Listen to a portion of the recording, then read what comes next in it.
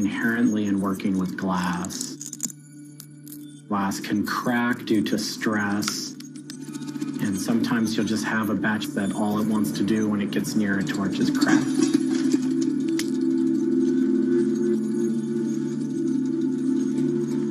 After we've bent various components, we have to go in using the crossfire or the hand torch and actually weld all of those pieces together.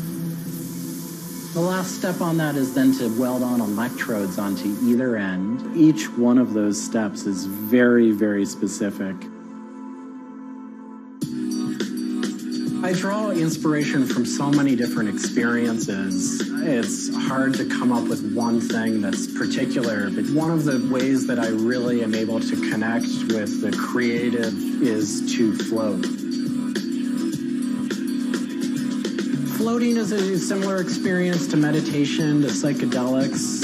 Going into a blackened room and laying out in a body of water and salt that's heated to your body temperature, and it allows for all sort of external stimulation to fall away.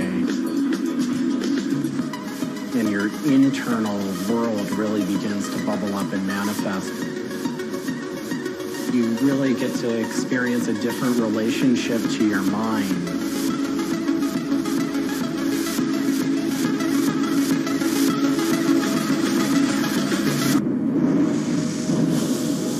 I think I work with neon because I can't not work with it.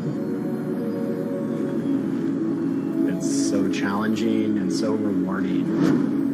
And those things are so intertwined that there's no way of separating it out.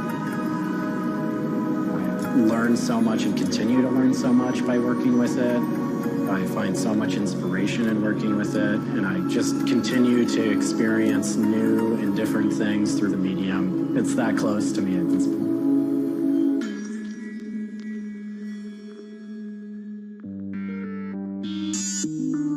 Once the neon tube is completed, we have to hook it up to our manifold for bombarding. The manifold is opened, a vacuum is drawn. We check the tube for leaks with our Tesla coil. We close the tube back off, and we heat it up using a very large and powerful transformer. As the tube is heated up, it releases anything that's not inert inside the tube, and we evacuate that out. We introduce the gas into it, and we seal the tube off, sealing into that tube whatever gas we introduced into it. I think my favorite part of making a neon light is when I see it lit up for the first time. Different gases, when electrified, emit different wavelengths of light. Neon gas is this very bright orange, fiery red color. Argon gas creates a very intense blue, but that light output that is produced can then be expressed in a different wavelength by coating the inside of the tubes with a phosphor coating that takes that one wavelength of light and emits a different wavelength. We bring it over to the aging table where we hook it up to an age-in transformer and allow it to settle, age the gas in that we've introduced to it. There's always a stray particle of something left inside the tube. But that time that the oxide coating can act to scrub whatever is left inside the tube while things are getting settled into place.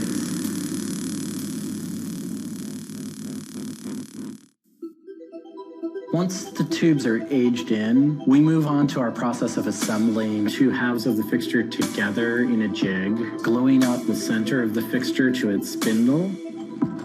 Once the adhesive dried, we would connect the wires from the fixture together into a transformer, and we turn on power and it lights up.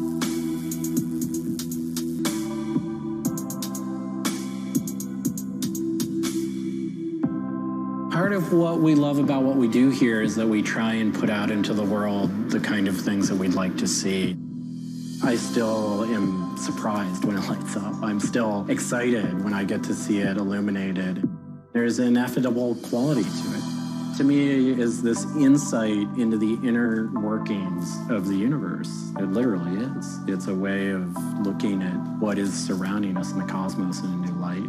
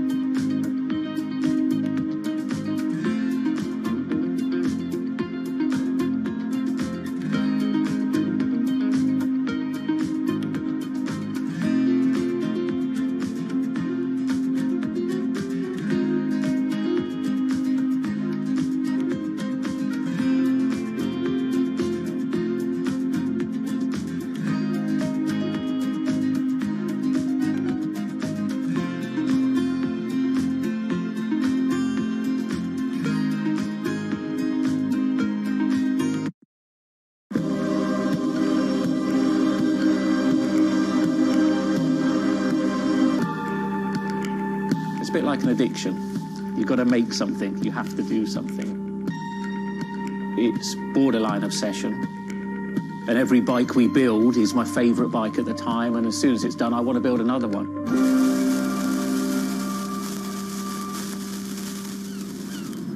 Sven Cycles is something I've been thinking about ever since I started cycling in my late teens.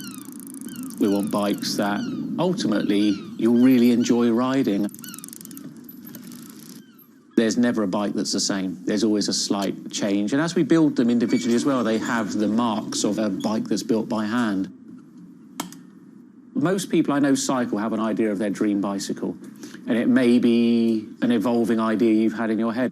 And we've worked with a lot of people that have come to us with sketches and scrapbooks. It's really, really nice to build something that's just one-off and unique. I think a lot of people see a bicycle as two wheels and a frame in the middle. There are a lot of subtle changes and nuances in design which can change the riding characteristics quite dramatically.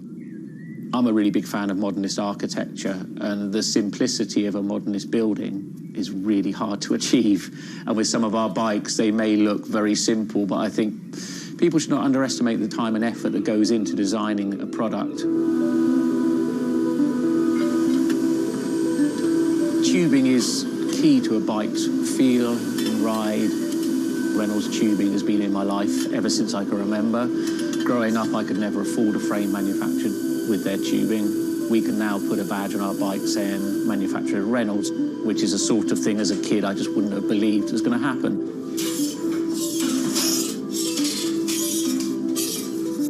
Every part of the bike has a specific tube. It's not universal.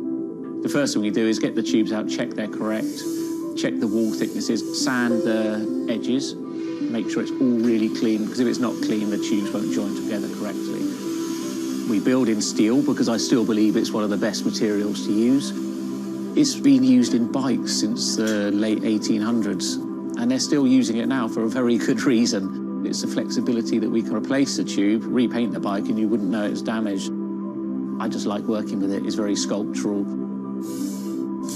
This isn't sort of aerospace precision engineering. It's a steel rule and a marker. So when we're cutting the tubes, it's within a mil or two. But what we're trying to do is take the best from bicycle building in the past and add a little bit of modern flair to it.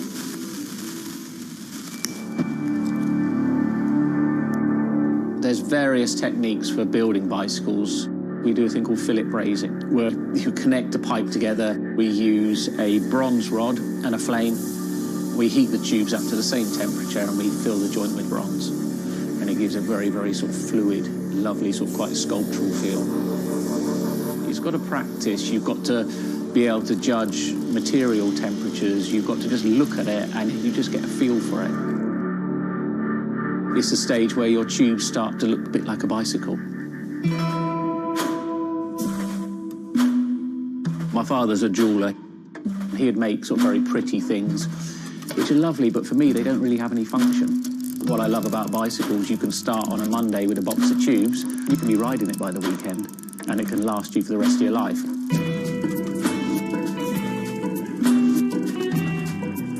Outside of the frame and forks, the other most important part is the wheels and tyres. When you build the wheels, you have to lace them, so there's little holes going all the way around the rim. You poke the spoke through. We do build all our wheels by hand here because a machine can't get 30 years worth of wheel building experience. Colour is very, very personal. With any of our bikes, you can have them painted whatever colour you want. We've matched one to a teapot, so we can get that scanned and we can match that, or someone's favourite item of clothing. I like to let the bike sit for 4 or 5 days minimum, just so the paint can have time to cure a little bit, and then we assemble it. We get out all the new components, and it's a case of putting them together. Some bikes you can assemble in 3 hours, some will take 3 days. And we've built bikes that cost in the £10,000 plus mark. Some people, they're saving up and this is their bike and they're going to own it for the rest of their lives. So we just want to make sure they get the right thing.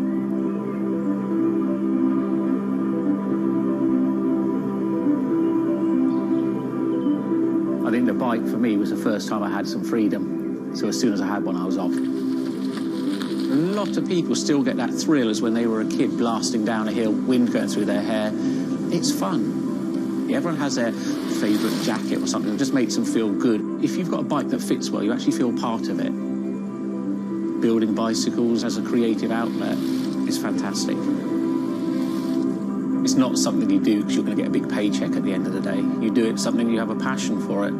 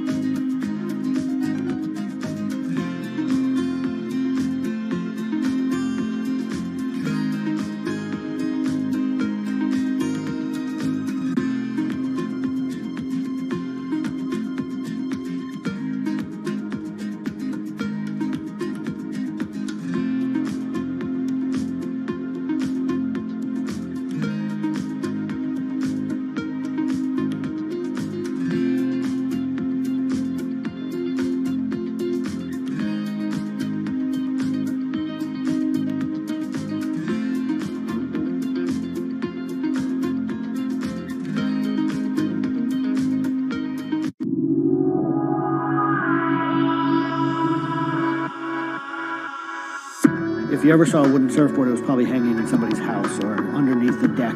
But kind of in the last 10 or 15 years, wood has made a big comeback. They surf wonderfully. It's beautiful and it feels great to be on one of them.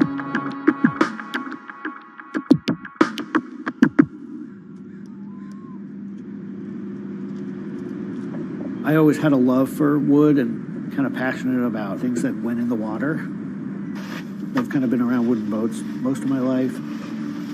There's just so much character. The way they're built, the stories that come with them, a lot of that has translated over to why we build surfboards the way we do. When we first started thinking about building surfboards, wood was the natural material we chose. They have a very high strength to weight ratio. Wooden surfboards have the longest history of use in the surf world than any other material. People have been surfing wooden surfboards since kind of the first documented history of people riding waves. The board starts in CAD, where we take a 3D model, break down the shape, and kind of create frames and templates and all the inner parts of the board that we get cut on a CNC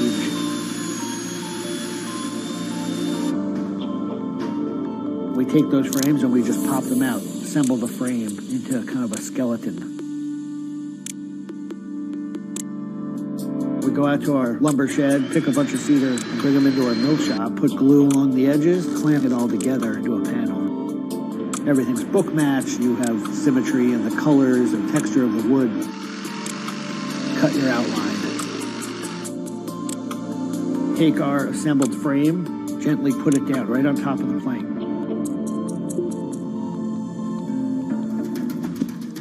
Once that foundation is started, you're basically building up the three-dimensional shape, the outside part of the board, using lots of strips that kind of interlock and fit together. Every piece of wood is going to be different, and it's all going to react differently. There are frustrations with it, but I think that's one of the things that keeps it challenging. You learn to read the kind of what the grain lines are doing and what the color of the wood is telling you.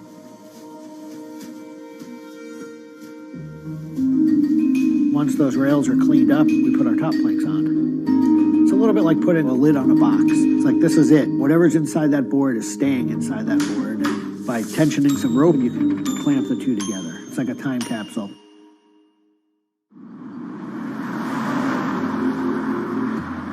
What makes our boards unique are they are built right here in York. They're built using material that grows right here in the state of Maine. They're built 100% by hand by local craftspeople and surfers. There's a lot of time that goes into these boards, between 40 and 60 hours start to finish. We wanted to build surfboards that were as hollow as they could be, but still be strong enough to work well. Too light and they don't surf well, but too heavy and they don't surf well. So there's a balance point there, and that's where we try to be. Taking the board off the rocker table, once the top has gone on, that is by far one of my top favorite parts. It's just you and a shaping stand, a board, and a hand plane. Everything else is out of your view. It's simple, it's pleasurable, it's quiet. You can be with your thoughts and you can just kind of be present. There's something about taking a nice sharp edge tool to a beautiful piece of wood and feeling the curls coming off and knowing that every pass that you're making, you're kind of getting it closer and closer to what you have in mind.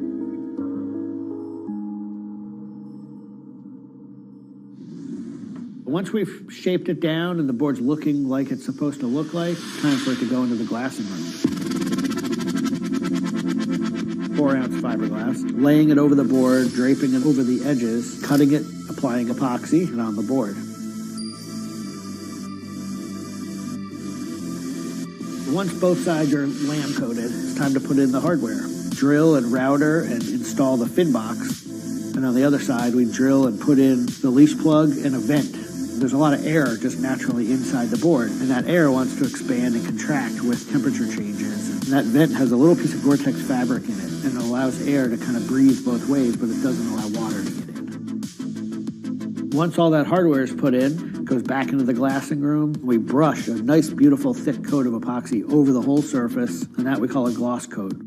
That's supposed to look beautiful and glossy and shiny and flawless. You get to see that board come to life. Whatever the colors in the wood, they really come out. It just makes it look like candy. You just want to touch it and run your hands down it, and it's just kind of the icing on the cake.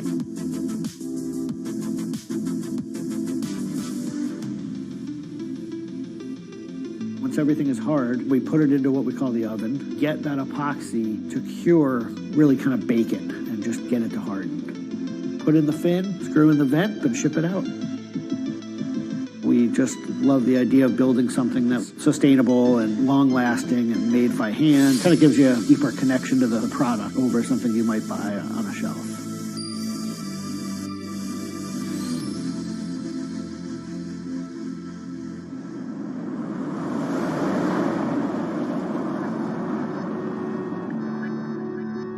When a customer gets the board, they feel it. They 100% feel the amount of work and the amount of passion that went into the board. So I'm not really looking at hours and efficiency. We're looking at like doing it right and enjoying it as we go.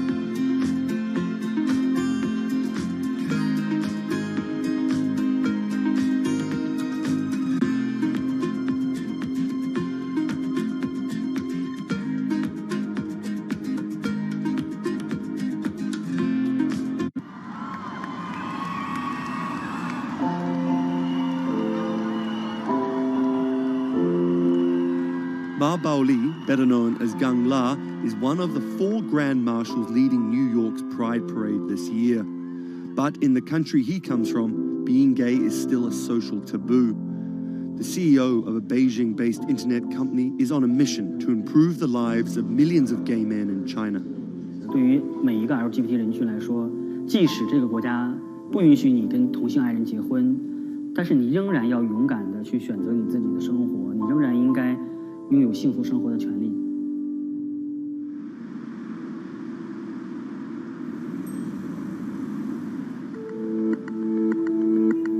Ma's company Blue City runs an app and a website specifically for gay men. Blued is one of the biggest gay social networking apps in the world, with an estimated 30 million registered users. Unlike most other apps, Blued is more than just dating or hookups. 大家可以在我们这个软件里面找他自己的情感，然后可以阅读相关的内容，然后可以进行一些娱乐，比如玩游戏啊，比如看直播啊等等。Back in 2000, when Ma studied at a police school in northern China, he realized he didn't feel like everyone else. 因为他们都找女朋友，然后谈恋爱，但是我对长得好看的同性的男生，我反而觉得对我更有吸引力。所以那个时候我就到互联网上去找这样的一些资料，然后希望能够告诉我自己我到底是谁。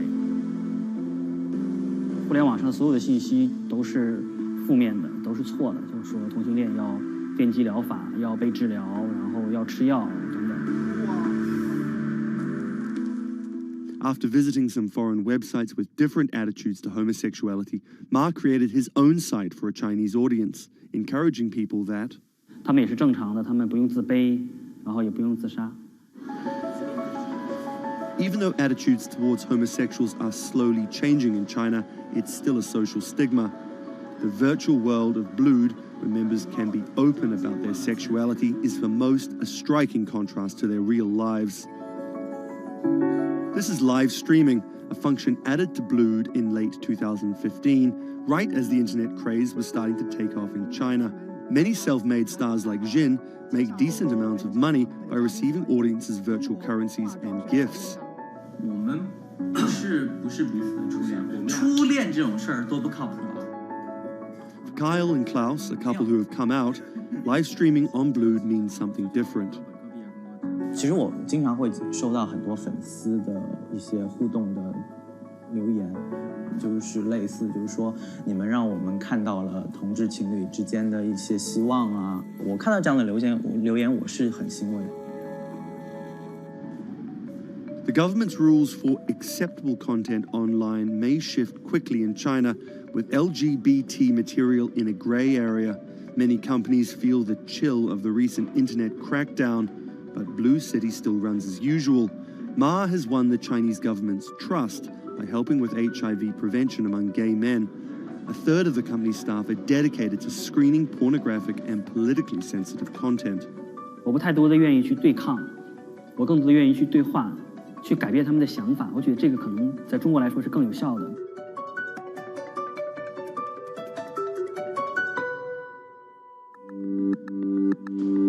In the past 5 years, Blue City has grown from a team of 7 people to a promising business with about 250 staff. Ma said the company earned over $15 million last year, mainly through advertising and selling virtual currencies to live streaming audiences. Now the company is expanding overseas. 我希望吧，通过我们的努力，Blued能够成为全球第一家在美国纳斯达克或者是纽交所上市的这样的同志互联网公司。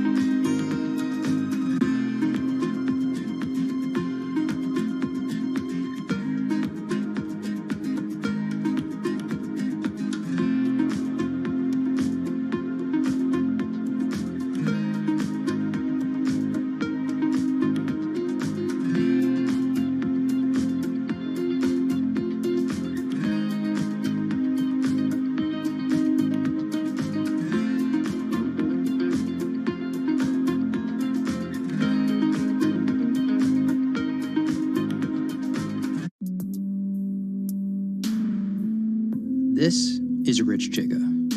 He's a Chinese rapper by way of Indonesia, and he's very popular on the internet. This is Joji. He's a Japanese-Australian singer, and he's also very popular on the internet.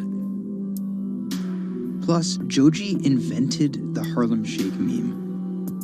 Let me say that again. This guy, Joji, in the blood bathtub, invented the Harlem Shake meme. But we'll come back to that. So Rich and Joji are both signed to 88 Rising, an entertainment company hoping to build a lasting global brand that will outlive singular moments of virality. They primarily create content combining Asian culture and hip-hop, a formula that apparently pleases the internet gods greatly. They've only been around for 18 months, but they're already putting up major label numbers. I think that we have an unprecedented collective of talent, a group of predominantly Asian artists, really making waves globally, which from an independent point of view as well. 88's founder, Sean Miyashiro, cut his teeth launching Vice's electronic music channel, Thump.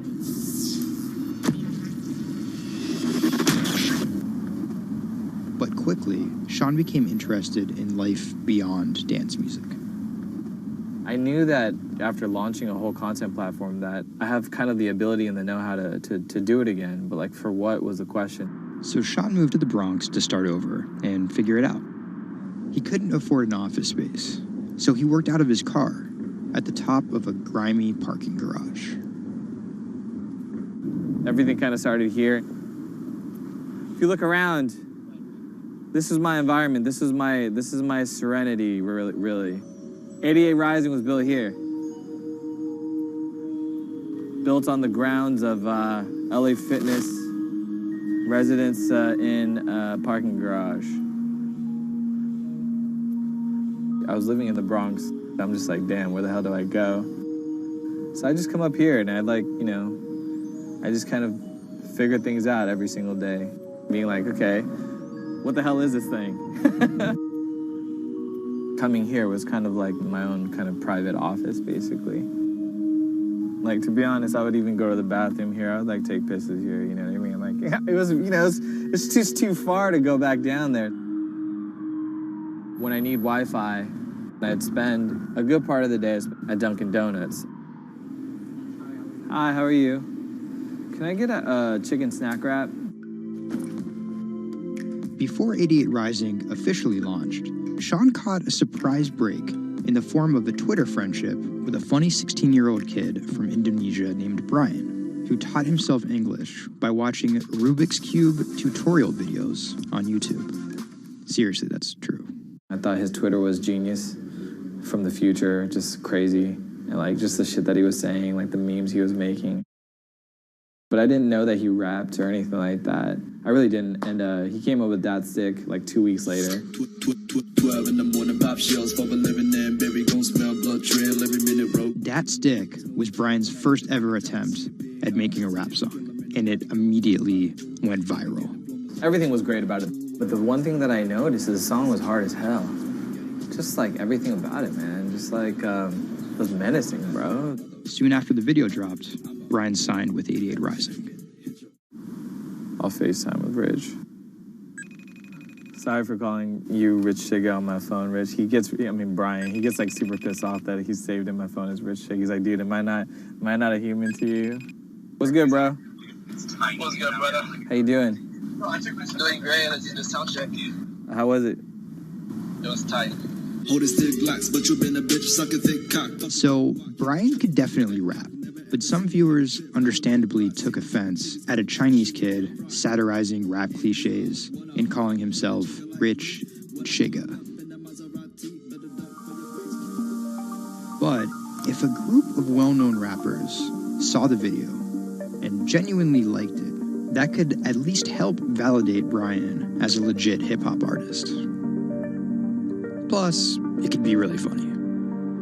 It was just kind of an idea that I just had on the spot. Everything that rappers say is better and funnier and smarter and wittier. It's just more entertaining. We just edit it as tight as possible, put it up, and it really worked. 12 in the morning, pop shells, living in. Yo, this nigga got a pouch on and a Reebok pouch. This is the hardest nigga of all time. You said when you come for a chigga like me. That was dope. It's just lit, and I think people will take it as a joke at first, but it's like if he ran with that and kept doing more videos like that, it's just lit. You know, I'd never been to America before, and like all of a sudden, just like I see like all the rappers that I listen to just like reacting to my stuff, and I was like, what? How did this happen? The reaction video also went viral, and even led to a remix of Dat Stick featuring Wu-Tang's Ghostface. I'll get on that track. You know what I'm saying? Yeah. Really, on the remix? Yeah. Oh, you know him? And yeah, the remix went viral too. Brian has since acknowledged the misstep in his name and claims he may change it. But for the time being, he's still Rich Chigga to his fans. An ever-growing global audience, hungry for more releases from emerging talent around the world. I didn't know that it was gonna be this impactful and this important to people, and I'm very thankful and blessed that it has. And every day now that I wake up, it's like it's just like a new mission every day. A major part of that mission involves Joji. Remember the bloody bath guy? He's a former YouTube personality in the middle of a career transition. The sound of this song, Will He, it's like a trap song that you can like slow dance to. Awkward prom shit, you know what I mean? I used to do crazy episodic internet videos. It was going well, and one day it was me and a few friends just in a room. We were casually chilling, and then someone plays the song, and it's brand new at the time. I happened to have a lot of costumes laying around, so I told the other guys, I was like, get in these costumes and let's just dance to it. Like, who cares? We were like, okay, let's just go crazy at the drop.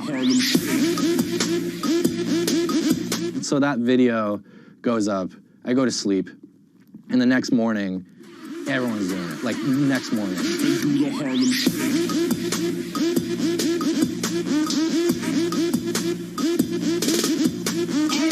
That taught me a lot about the internet, how people want to just be a part of something. And from that point on, something changed, and I was a little better at understanding demographics and people and, what they want to see and what they want to hear.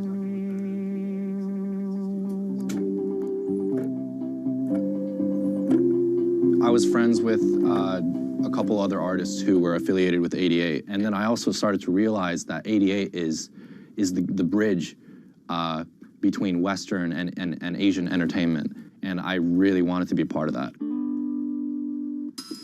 Joji just released the In Tongues EP, his first project as a serious artist. Joji's In Tongues record came out a couple weeks ago. It's #2 on Billboard on the R&B charts, which is crazy for, independent release, and he's like a brand new artist. And the success is even more impressive, knowing he went from creating something like this. It's just Taco Bell. What could possibly go wrong? To creating something like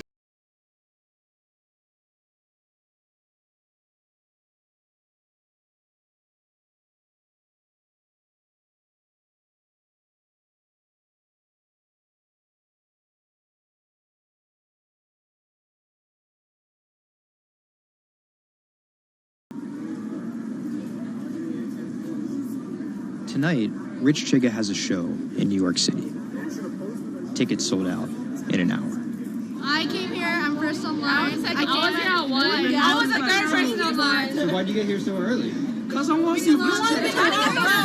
I want to touch him. What do you guys think of Joji? He's my That's my dad, son. You guys copped the new EP or like? Yeah. I woke up at 6 in the morning just to cop that shit. And then I listened to it, and that shit started making me cry. This is actually kind of exciting. Every time, this never gets old. Like, you live online and social media, but like, there's nothing like just being with the people.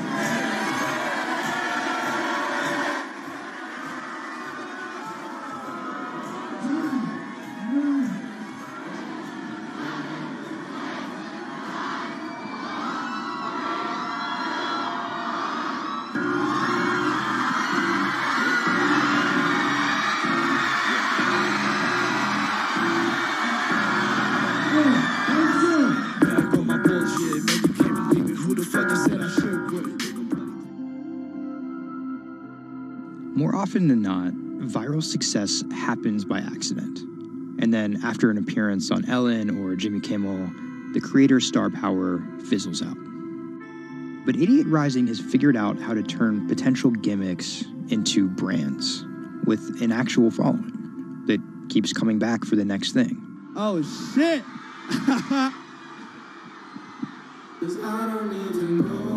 So keep an eye out for Idiot's next move. But more than likely, it won't be covered on network television or terrestrial radio.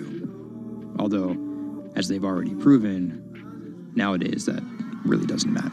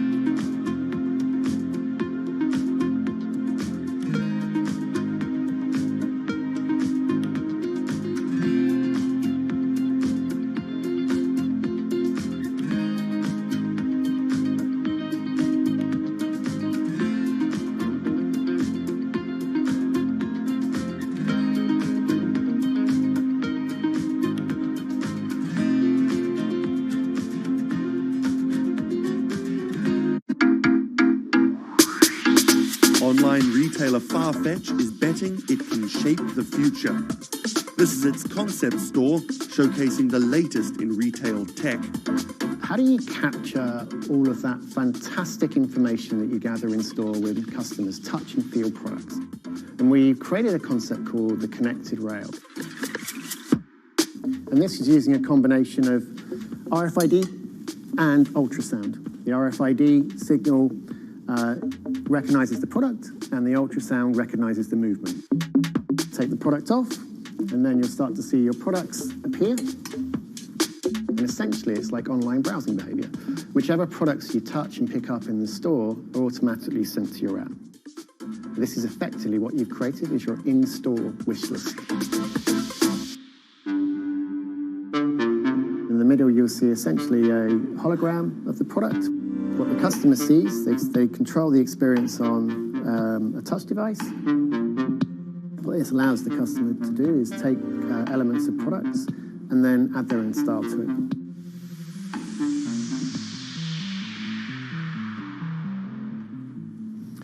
Right, so this is the connected mirror. So in this example, I see my products. I select a coat, and that's tried it, and it's slightly too big for me. So what I can do is choose an alternative size and send a request to the sales associate, and they'll bring that size to me in the fitting room mirror. You'll also see that we've got some product recommendations here. Crucially, the sales associate's able to push items into the mirror from their device. If you wanted to, you could simply use the mirror and pay and go. Your items would then be packed and dispatched to you afterwards.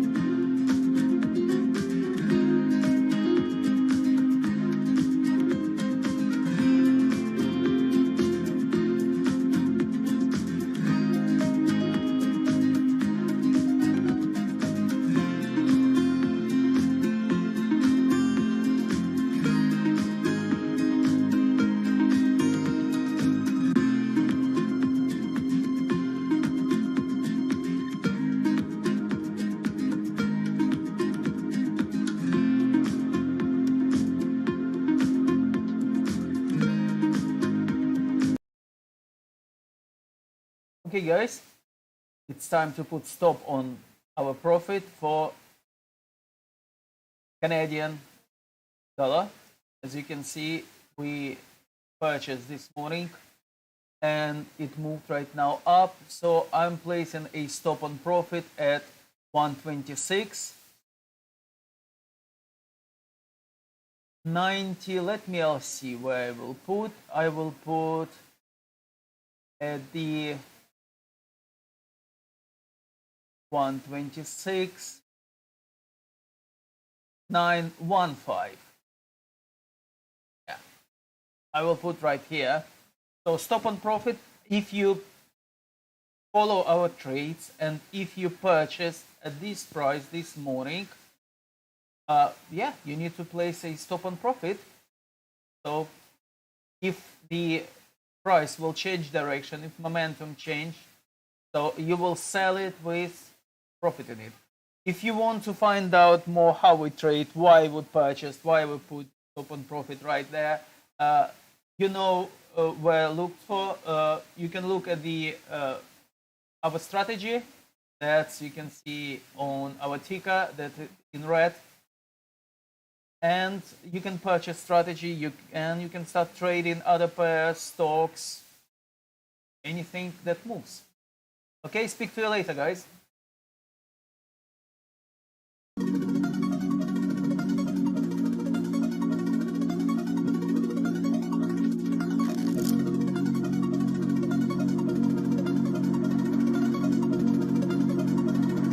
have a condition called Ehlers-Danlos syndrome, which means that I have a lot of dislocations, there's a lot of pain, and a lot of seizures and whatnot. So I can end up on my own in my room for long periods of time.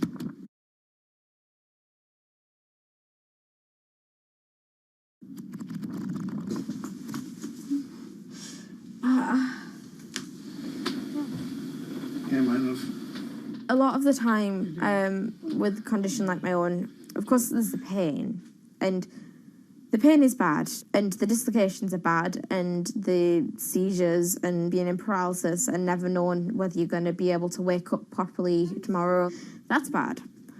But what's worse still is being able to count the number of people you see a day on one hand.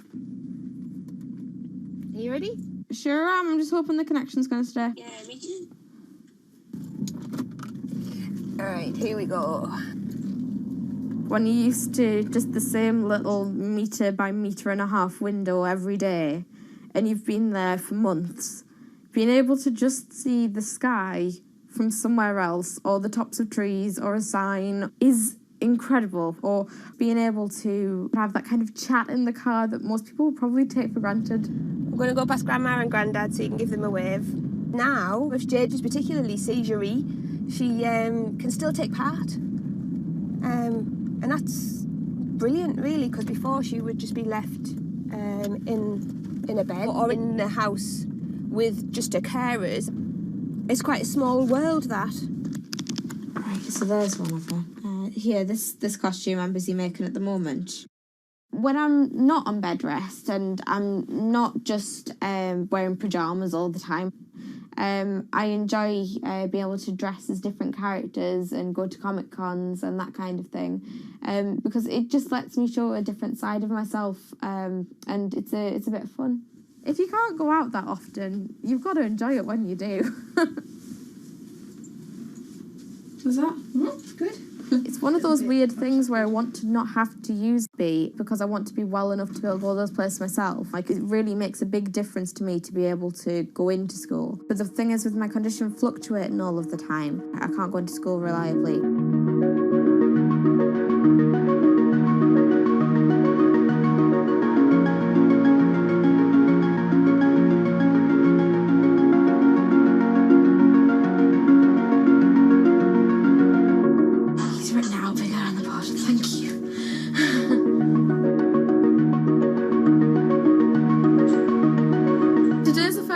I've been in school via B, and so far it's interesting. Still a few little things that we need to work out, but for the most part I think it's going fairly well, and it's brilliant because I can really tell the difference between today and yesterday. How yesterday I forced myself to go into school when I wasn't very well, and I was really tired afterwards and ended up having loads of seizures, whereas today I've been able to do all of the work. I've been able to keep a clear head and not be ill, which means I'm able to be more focused on my schoolwork. So there is my first step of working, is to simplify root 8. The algebra test is next week. Now I'm trying to make friendships which I'll be able to maintain with B. Before that, I end up letting people down quite often. B gives me hope, yeah. She's just always there, and if I can't do something, she can. And if I need sort of assistance to be able to make commitments, then she's there, and she means that I feel like a more valuable person because I'm more reliable.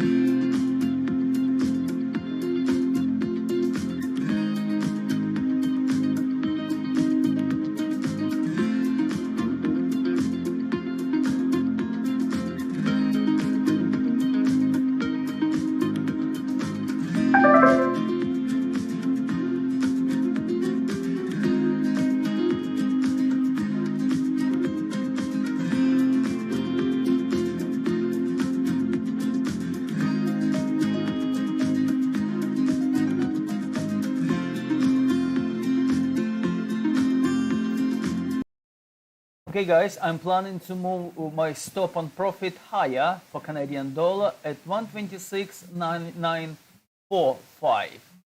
Just right here. Okay? In our case, we'll get more profit. We'll get £1,000 in profit. In your case, it all depends on the spread, basically, how much broker pays you per pip, right? So check with your broker, and you're already in profit. Just find out how much, basically, one pip gives you in profit. Okay? So stop on profit, 126.94.5. Well as people. Right now we're living in a world where really it's a one-way experience. That's Bloomberg tech reporter Ian King. The network talks to your phone, you look at your phone and access data, then you send something back to the network. What we're being told about 5G is that really for the first time we're going to see machines communicating with each other over mobile networks in a meaningful way. 5G could end up being 100 times faster than what we have now, with speeds that could reach 20 gigabits per second. In plain English, that means downloading a full-length HD movie in seconds. 5G will also increase total bandwidth, which we will need in order to accommodate the growing Internet of Things. We're talking about the class of devices like internet-connected refrigerators, thermostats, dog collars, but 5G will enable many, many more. Things like your utility network factories, where machines are just sat there not connected at all. Suddenly they're all going to be connected. Suddenly we're going to be able to have real-time monitoring. Other things like cars, like utility poles, like your light, the light poles. But perhaps the biggest advance will be a huge reduction in communication lag time, known as latency. A network of driverless cars will need the speed of 5G to ping each other multiple times per second to avoid collisions. Near instantaneous data transfers could allow doctors to perform surgery remotely with a robotic scalpel. So how will all this work? First, you need to improve network density. And that's just a fancy word for saying you put more towers out there. What we're being told is that's not actually the case with 5G. The idea is 5G will not only use the existing mobile spectrum, but also tap into higher frequencies called millimeter waves. Millimeter waves can carry more data, but only travel short distances. This may mean you'll see a lot more of these base stations around town. And the new towers may have as many as 100 antenna ports, compared to about a dozen on 4G cell towers. So when will we get 5G? Getting 5G ready is expected to cost providers $275 billion over 7 years in the US alone. Look for the first 5G service to pop up in big cities sometime in 2019.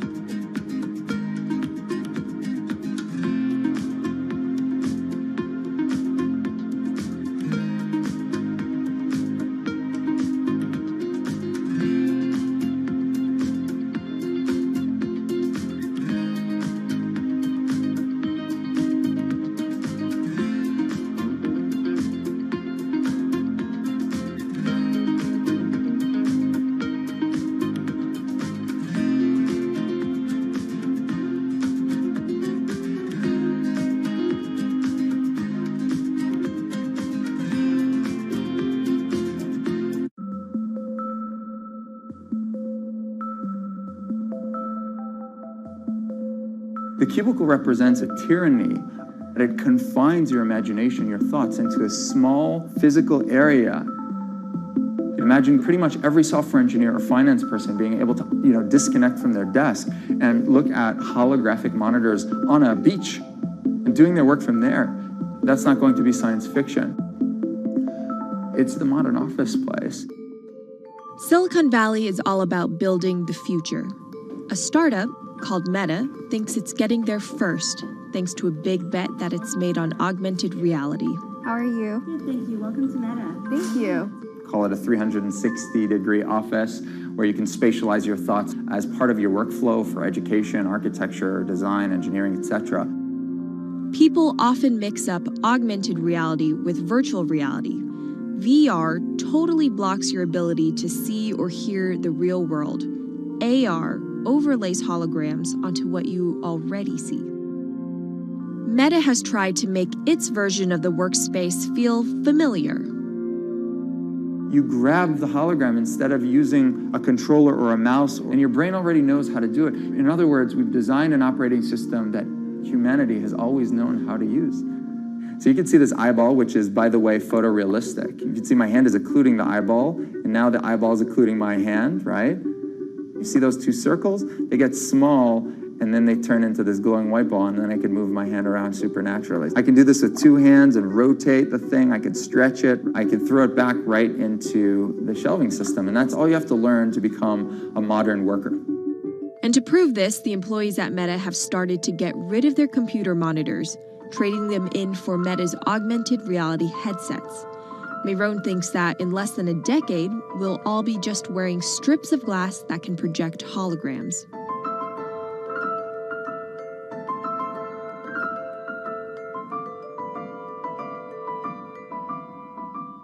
In the early 80s, everybody had computers on their desktop, but no one was using them because they had a lot of work to do. So they were still using typewriters. And at some point, the CEO took all the typewriters away and everybody was forced to use their computers. So it's very exciting to see a new generation of technology, a new paradigm.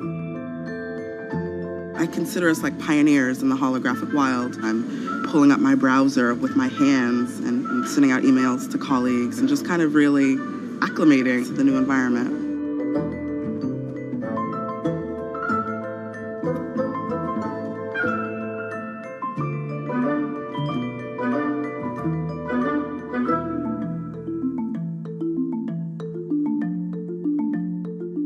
Now you're putting on my computer, essentially. Our digital lives live on our phones. We have all of our pictures and notes and all these kinds of things.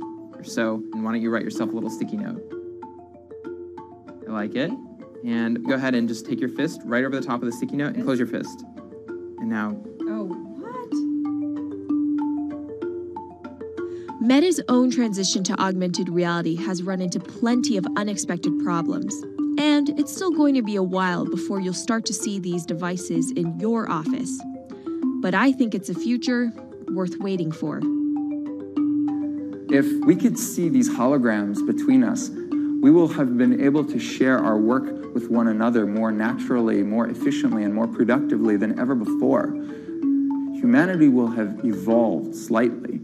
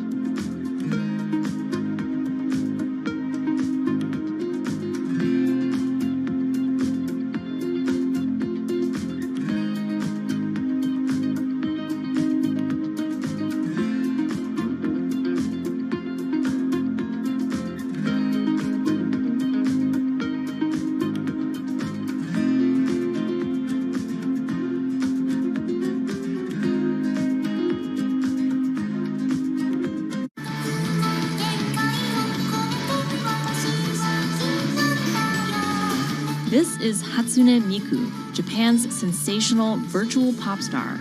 She's released over 100,000 songs in multiple languages and performed sold-out concerts around the world.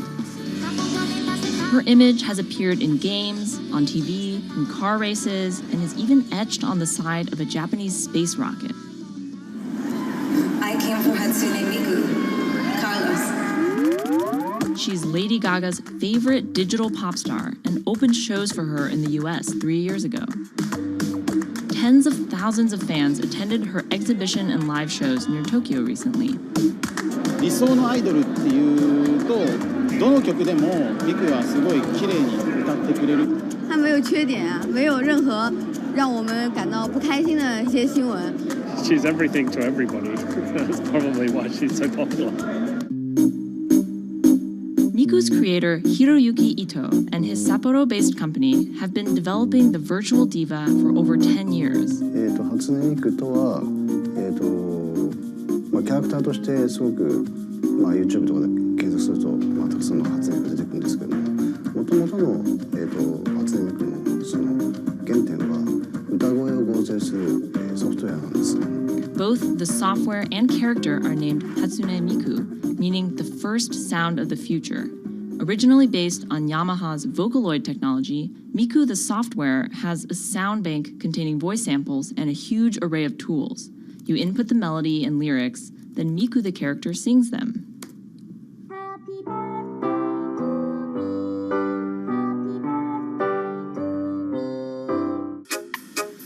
To date, Krypton has sold 120,000 software licenses at $200 each to fans around the world who use it to create numerous songs and share them online. Some of the fan-created songs are chosen to be part of Miku's concerts, for which they're paid a royalty fee. もともと初音ミクっていう存在自体がボトムアップって言いますか、中にはアマチュアクリエイターじゃなくて今もうすでにプロになって活躍している方もいらっしゃるんですけども。The company also has other revenue streams.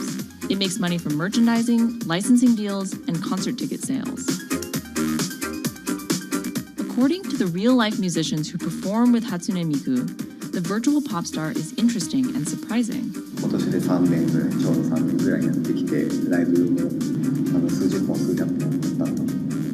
そういうことが演奏によって起こせるためのそういう器みたいな感じになっています。初音ミクらしさって僕はあんまりない。初音ミクって何だってありっていうか。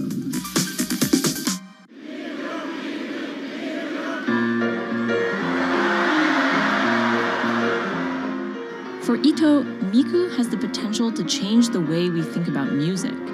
そういう新しいテクノロジーによって新しい音楽のあり方っていうものを模索していきたいと思っていました。And for her fans, it goes even further. 初音ミクって魂がないので、だからみんな魂を作り上げるために存在している。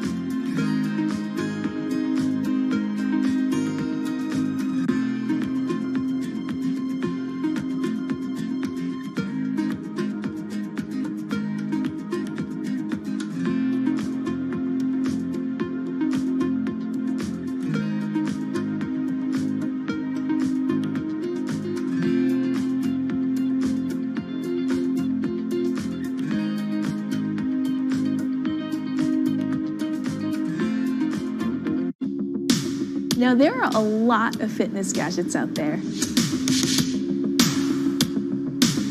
In my quest to get fit, I tested 17 of them over the last few months. At least one personal trainer I know was a little bit skeptical. Yeah, I've been watching these new technologies come to the market for almost as long as I've been a personal trainer. They're just tricks and tropes. They're not much different than the Bowflex machines or, to be honest, the original Jane Fonda workout video. But some of these gadgets that are just coming to the market do so much more than what they used to do, just tracking your activities. Out of all of them, this chest strap was my favorite. It comes with a robot coach that points to the future, one where you might not need a human trainer at all. And it works like this. You wear the chest strap so that it can read your heart rate, and that connects to Move's free app that talks to you. Welcome to Move Heart Rate Hit Outdoor Running. Let's get moving and warm up in zone 2. Move's computerized coach tells you what to do at that exact moment, whether you're running outside or you're doing body weight exercises indoors. Swing your arms faster to get your legs moving quicker. Let's crush this round. And by reading your heart rate, she knows exactly how hard you're working. She keeps you honest. Way to go, you are in the target zone. Keep pushing, you're almost at the end of the round. Don't give up. I've been running for 7 years now, and my biggest problem is that I never push myself hard enough. I end up going on the same slow, comfortable 30-minute jog, but the Move HR Burn blasted me out of that rut. By the end of these half-hour exercises, I was drenched in sweat in a way that I never am when I work out alone. Training with a real person is great, whether that's your group instructor or your coach or your personal trainer. But humans, they're expensive. For the rest of us, this $60 gadget is all you need.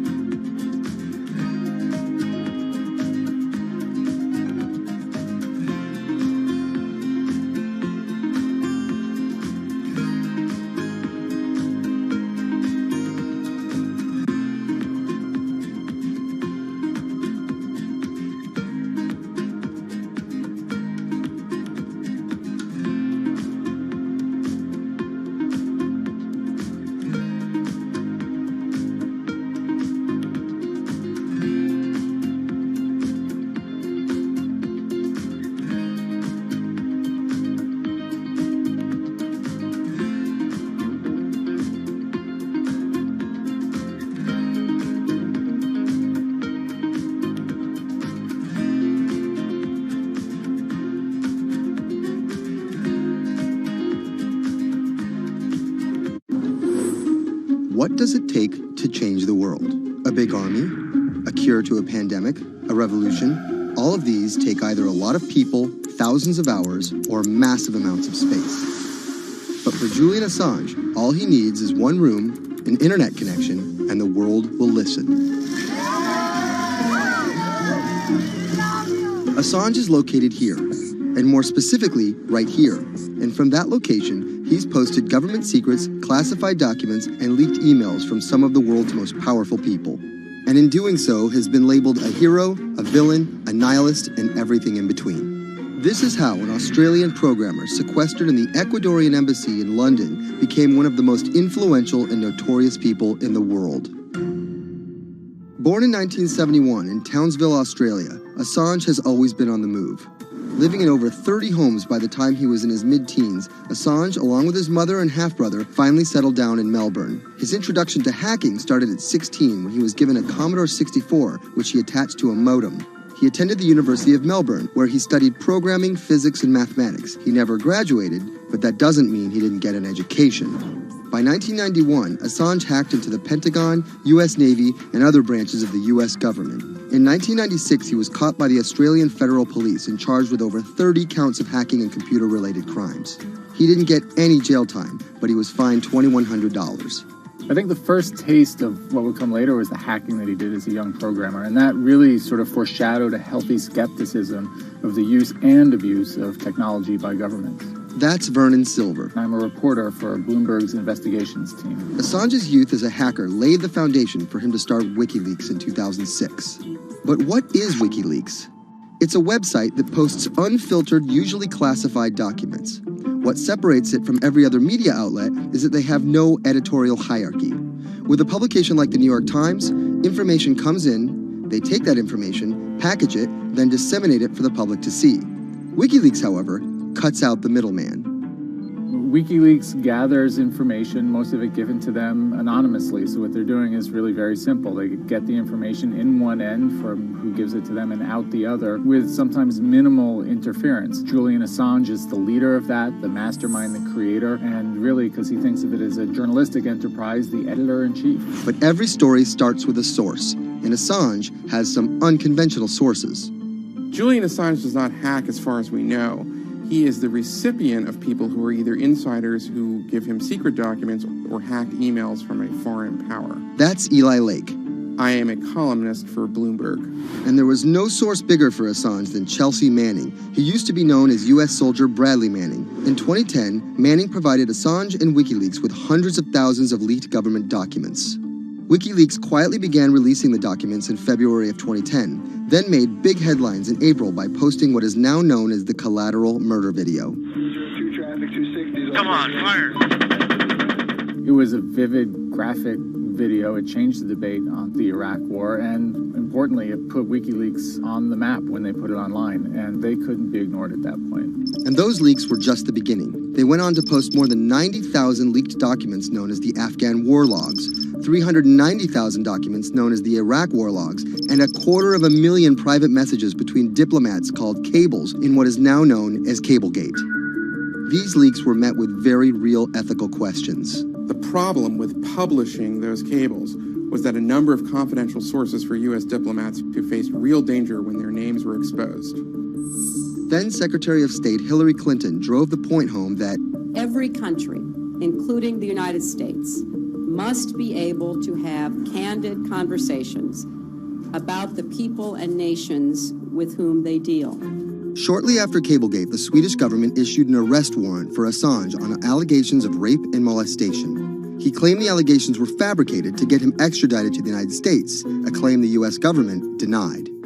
Either way, Assange's next move was to seek refuge in the Ecuadorian embassy, which really was the beginning of the new chapter in his life and what we're dealing with now, which is him being stuck in London. What was supposed to be an office in an embassy is now Assange's self-imposed prison to this very day. But that doesn't mean he's slowed down. Since being trapped in the embassy, WikiLeaks has released files about Guantanamo Bay prisoners, Syrian political figures, and the draft of the Trans-Pacific Partnership. And then came the 2016 U.S. election. Thousands of leaked emails showed Democratic Party officials possibly plotting against Bernie Sanders in his race against Hillary Clinton. Over the course of 68 days, WikiLeaks released 20,000 confidential Democratic National Committee emails.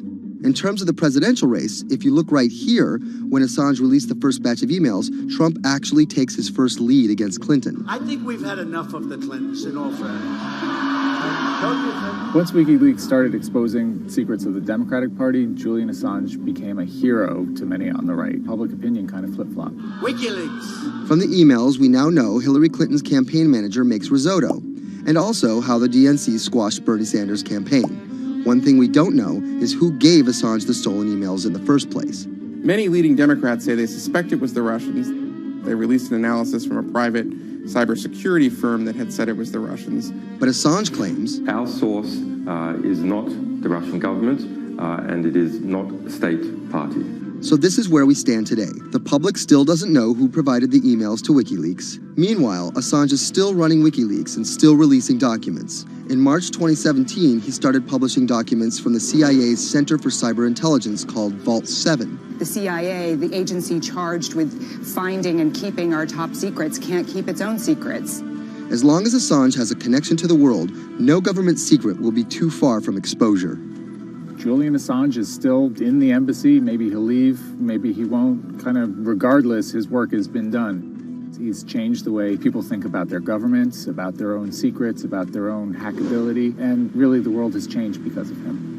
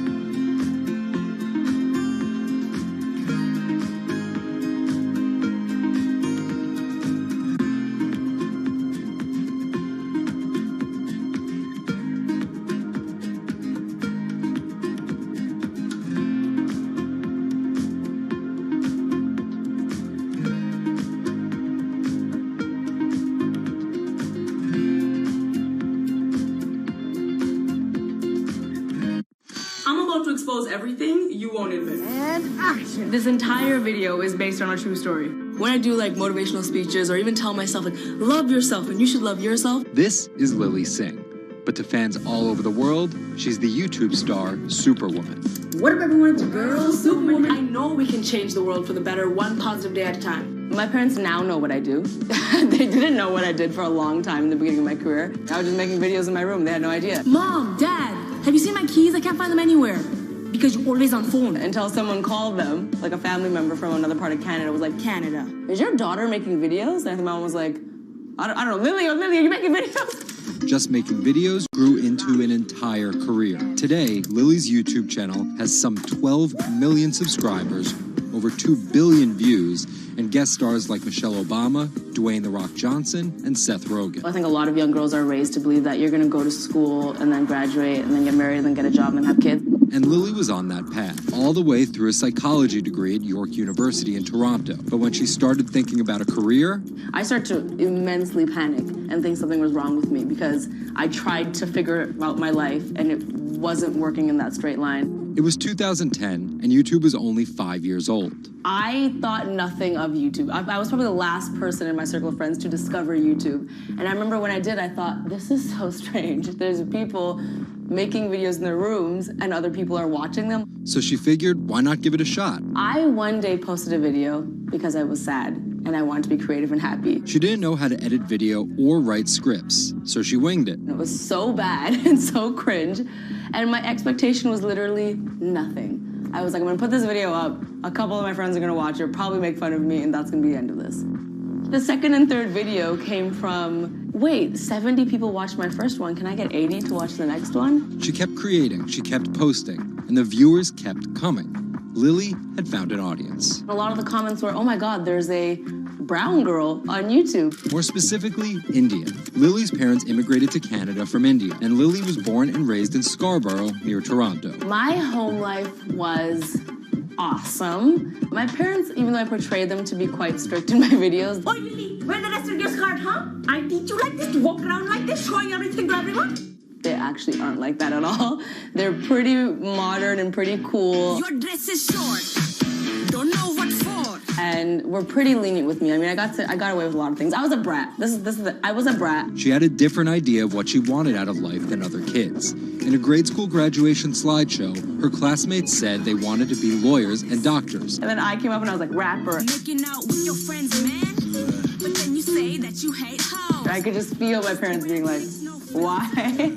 Because that's just not something women really did in the Singh family. I know there was a ton of people that weren't happy about my birth being a female, so I think, and that's some real-ish, but it's a real thing. The best thing I could have done to prove to so many people that didn't want my mom to have a daughter was to become Superwoman. What up, everyone? It's your girl, Superwoman. It was the name of Lily's favorite hip-hop song by Lil Mo featuring Fabulous. I love the song so much because it was one of the only songs at the time that was an empowering female song, where Lil Mo's going on about, like, I will save guys with my superpowers, and I will save girls with my superpowers, and I am Superwoman. I thought, this name that I've had for so long that empowered me when I was younger, I'm gonna make this my screen name. Maybe there should be a new series. Superwoman didn't just burst onto the scene overnight with a viral video. It was a steady climb fueled by hard work. The moment that I thought this is going somewhere and this could be a career was the first time I performed internationally. It was in India.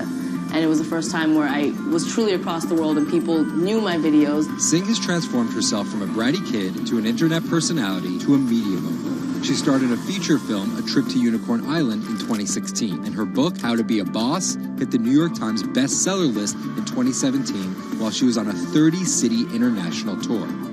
Lily started out with the goal of getting millions of subscribers and financial security. Hurry the hell up! But after surpassing those goals, success has new meaning. I've really come to terms with the fact that my definition of success is what's the best legacy I can leave behind. And it's not the number of views, the number of subscribers. It is the number of people that can say, this girl changed my life or changed something in my life positively.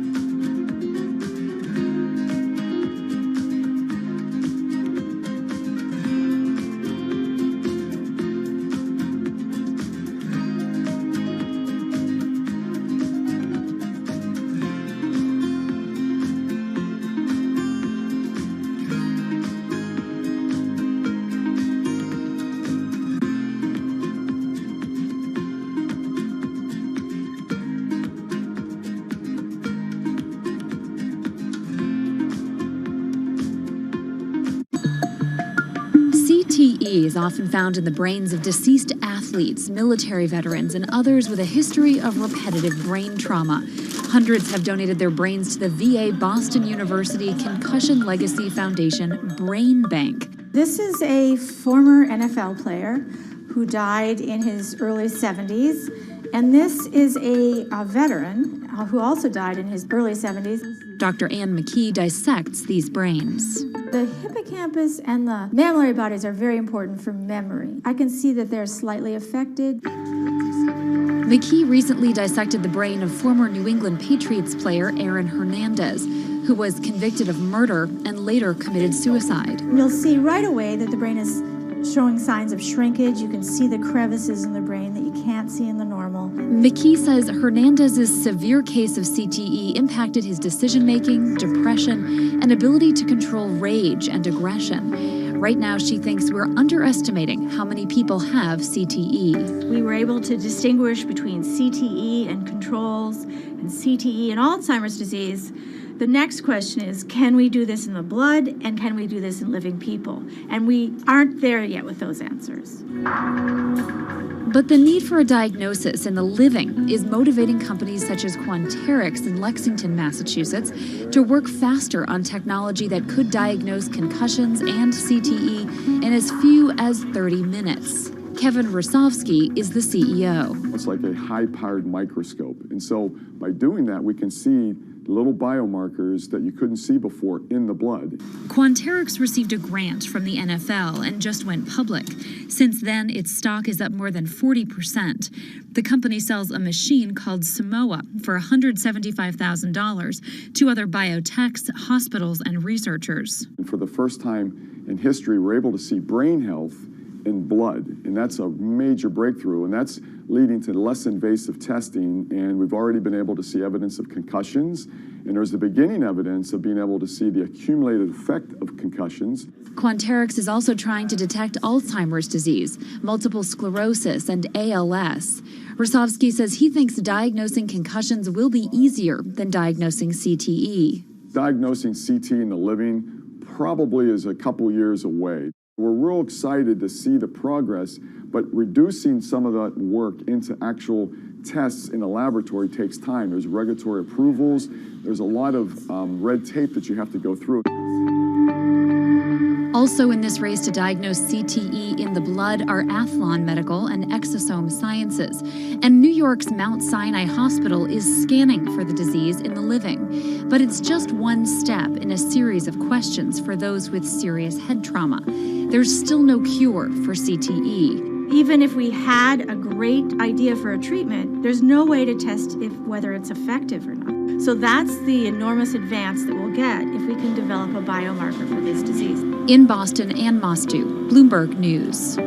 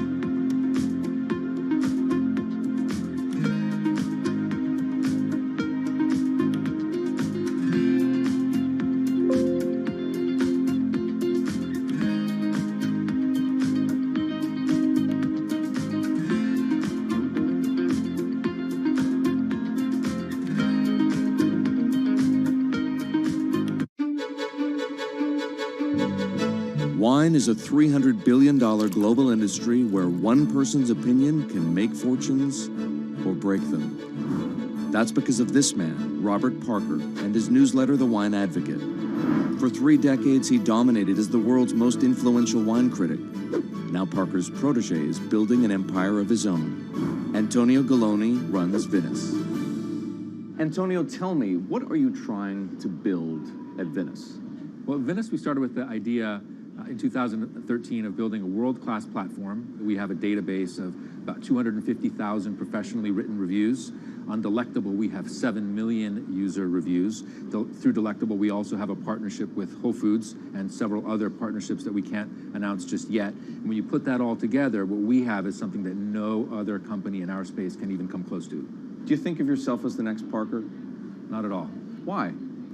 Because Steve Jobs said you can't live your life trying to be somebody else.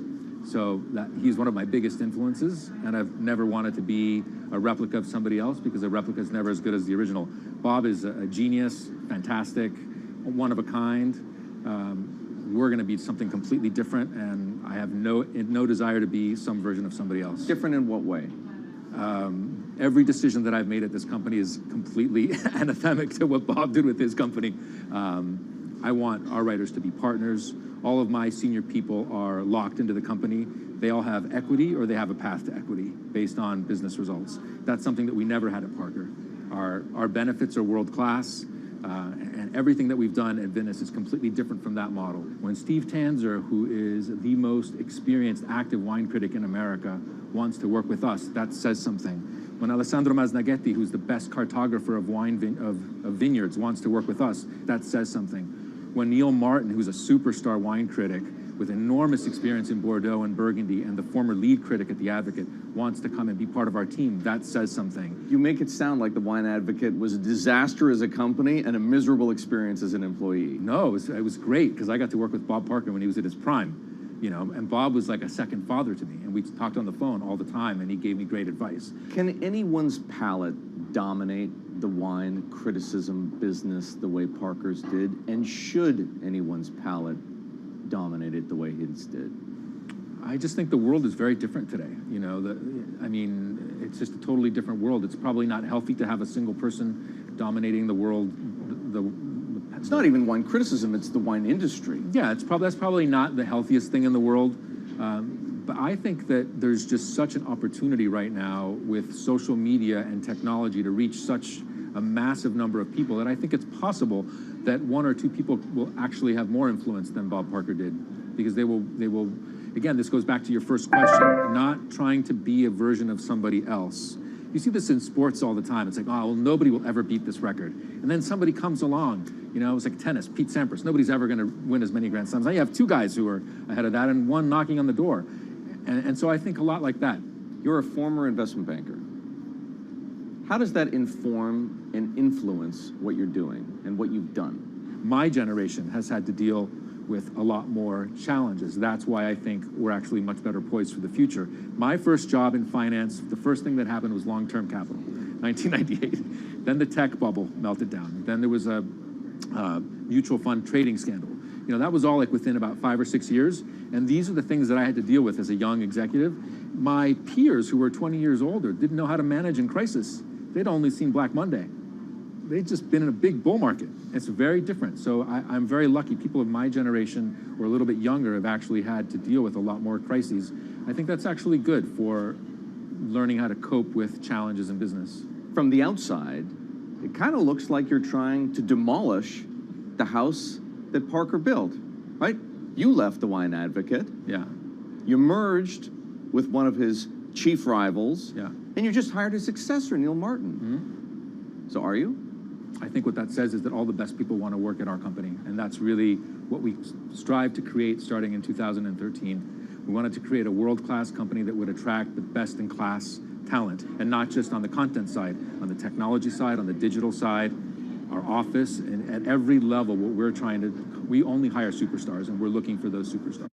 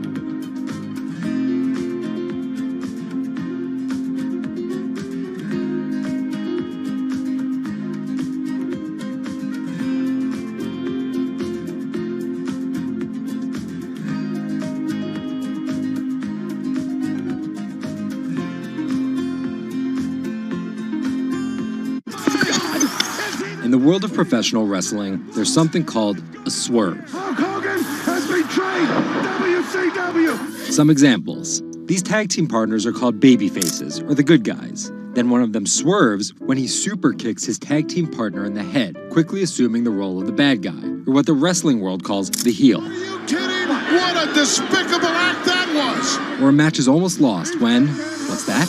The superstar wrestler appears out of nowhere sprinting down the aisle to save the match. That's the Warriors music! It's the Ultimate Warrior! That's a swerve. So it should go as no surprise that World Wrestling Entertainment, known as the WWE, the most popular brand of sports entertainment in the world, is prepared for any swerves that come their way. So here's the story of how the WWE learned to see the swerve coming.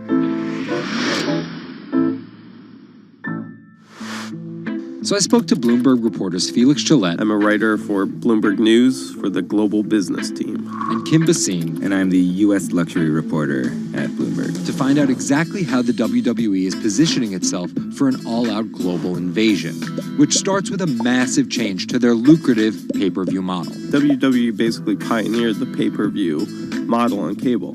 I remember as a kid, when the pay-per-view events came up, all of our friends would scramble around and try and get one of the parents to pay for it. But in 2014, they took a huge risk. They saw a little bit sooner than some of the other entertainment brands that where this whole thing was moving was away from cable and satellite television and towards on-demand streaming video apps. They made this risky decision, in essence cannibalizing that pay-per-view model, which they had essentially built. And after some early turbulence, it's working. Roughly 1.5 million people are paying $9.99 a month for the WWE app, making it the 5th most popular streaming OTT service. This adapt-or-die approach is in the WWE's DNA.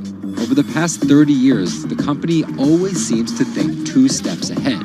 In the early 90s, WWE was at its most threatened when Ted Turner took them on with WCW, which stands for World Championship Wrestling. And back then, the WCW was winning the ratings war. So in order to compete with them, WWE had changed its product from a family-friendly kind of cartoonish style to this really raw. That's why they called their show Raw. It was this raw style of wrestling. With violent, outrageous, reality-inspired plot lines and aggressive personas. From a 16-foot ladder! And they won that fight against Ted Turner. And they bought WCW. The early 2000s ushered in an era of testosterone-driven programming aimed at the red-blooded American male. Bra and panties matches, and people smash each other over their head with like barbed wire bats and things like that. Until 2015, when WWE fans started a hashtag Give Divas a Chance. Since then, WWE has hired 40 more female wrestlers, and that growing cast of female characters was part of a much larger plan. They started to try to appeal to a broader set of people. Let's attract more female fans. And after we've attracted more female fans, let's attract more international fans. They're broadening their base, and they're doing that in large part to make it more advertising friendly. And not just friendly to advertisers. They're trying to build up their fan base in China. They're trying to build up their fan base in Europe. They, already have a pretty good fan base in India. India is a place where they already have an established wrestling culture. Because of the gigantic Indian wrestler, the Great Khali. But there's still a lot of work to do. While the WWE set a revenue record in 2017, only 30% of it is coming from an overseas audience. And there's one person whose responsibility is to grow that number. The buck eventually stops at Vince McMahon, no matter what's happening within WWE. Yeah, he's a very controlling guy, and it's a very, very, very tightly scripted company. And that goes all the way down the board to big stars' entrance music.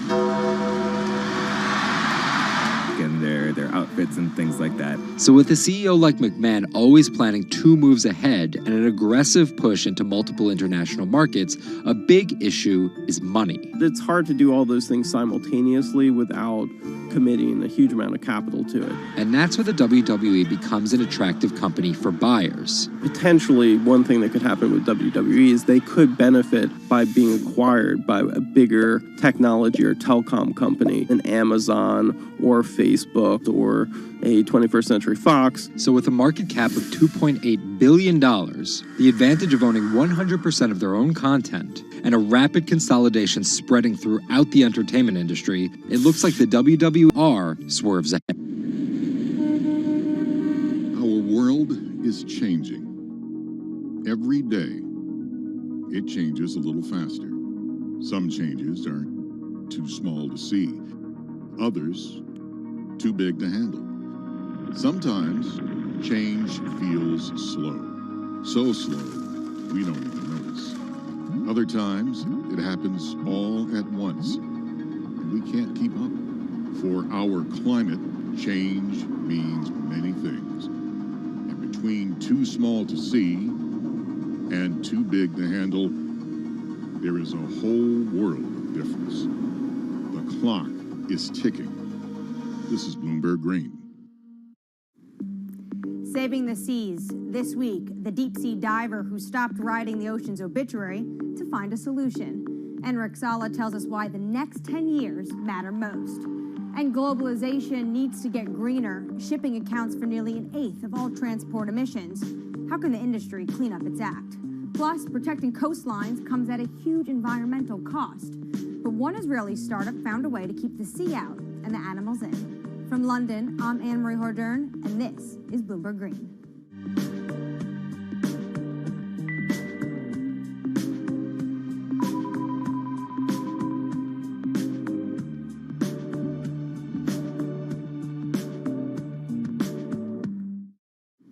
After more than a decade of studying the ocean as an academic, Enric Sala realized he was writing the ocean's obituary. He quit his job and became a full-time conservationist.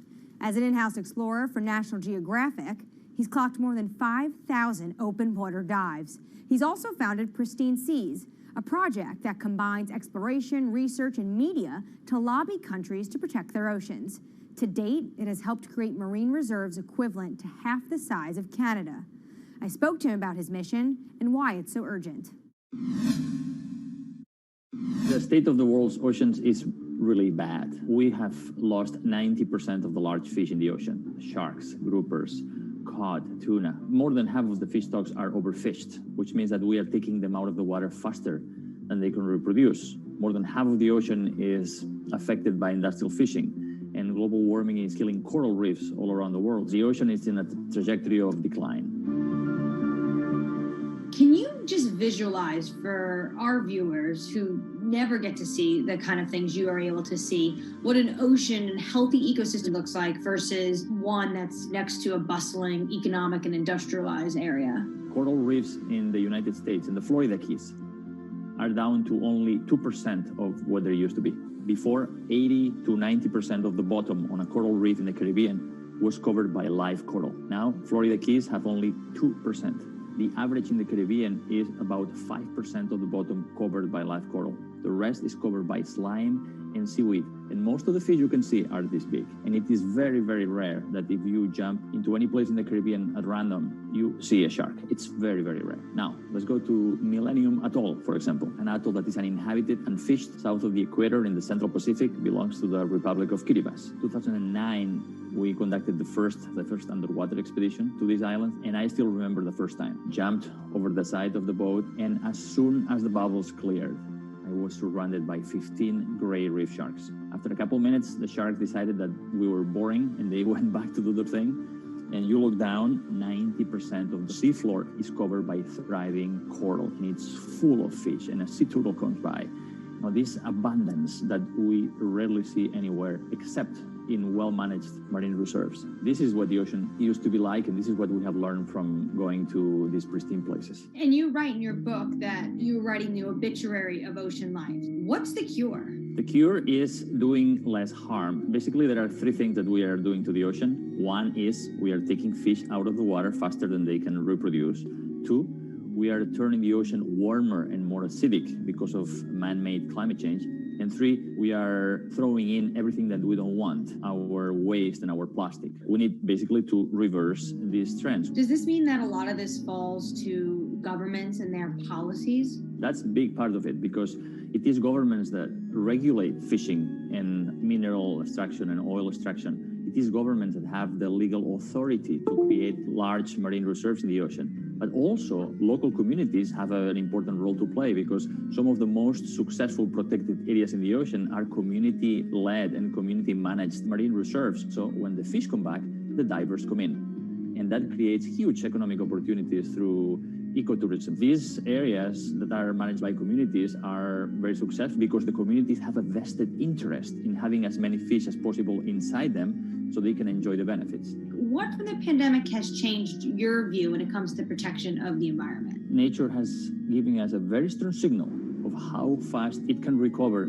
if we just give it space. Everybody was fascinated by all these videos of the whales and the dolphins coming into marinas and mountain lions on the streets of Santiago in Chile, wild goats in the UK. Nature has this extraordinary ability to bounce back if we just give it space. This is why we need to protect at least 30% of the planet by 2030. How do healthy marine ecosystems help in the fight against climate change, though? Most people see the ocean as a victim of climate change. But the ocean can also be a solution because we know that the more life there is in the ocean, like big fish and big whales, the more these organisms help to make the ocean productive and absorb more CO2. The kelp forest, seagrass beds, all of these are important ecosystems in the ocean that are similar to the forests on the land that capture a lot of our carbon pollutions. What are you most excited about in your field? We have 10 years to fix this problem. Global fisheries catch is going down, stocks are collapsing. Business as usual means that by 2050, 90% of the coral reefs are gone, that most commercial fisheries have collapsed. That affects food security, that affects migration of people. We have 10 years to get to peak greenhouse gas emissions and then go carbon neutral by 2050. And we have 10 years to protect at least 30% of the ocean so we can restore much of this health and productivity, not just for saving biodiversity, but also saving our life support system. We are not talking about something that is apart from us. We are not apart from nature. We are a part of nature.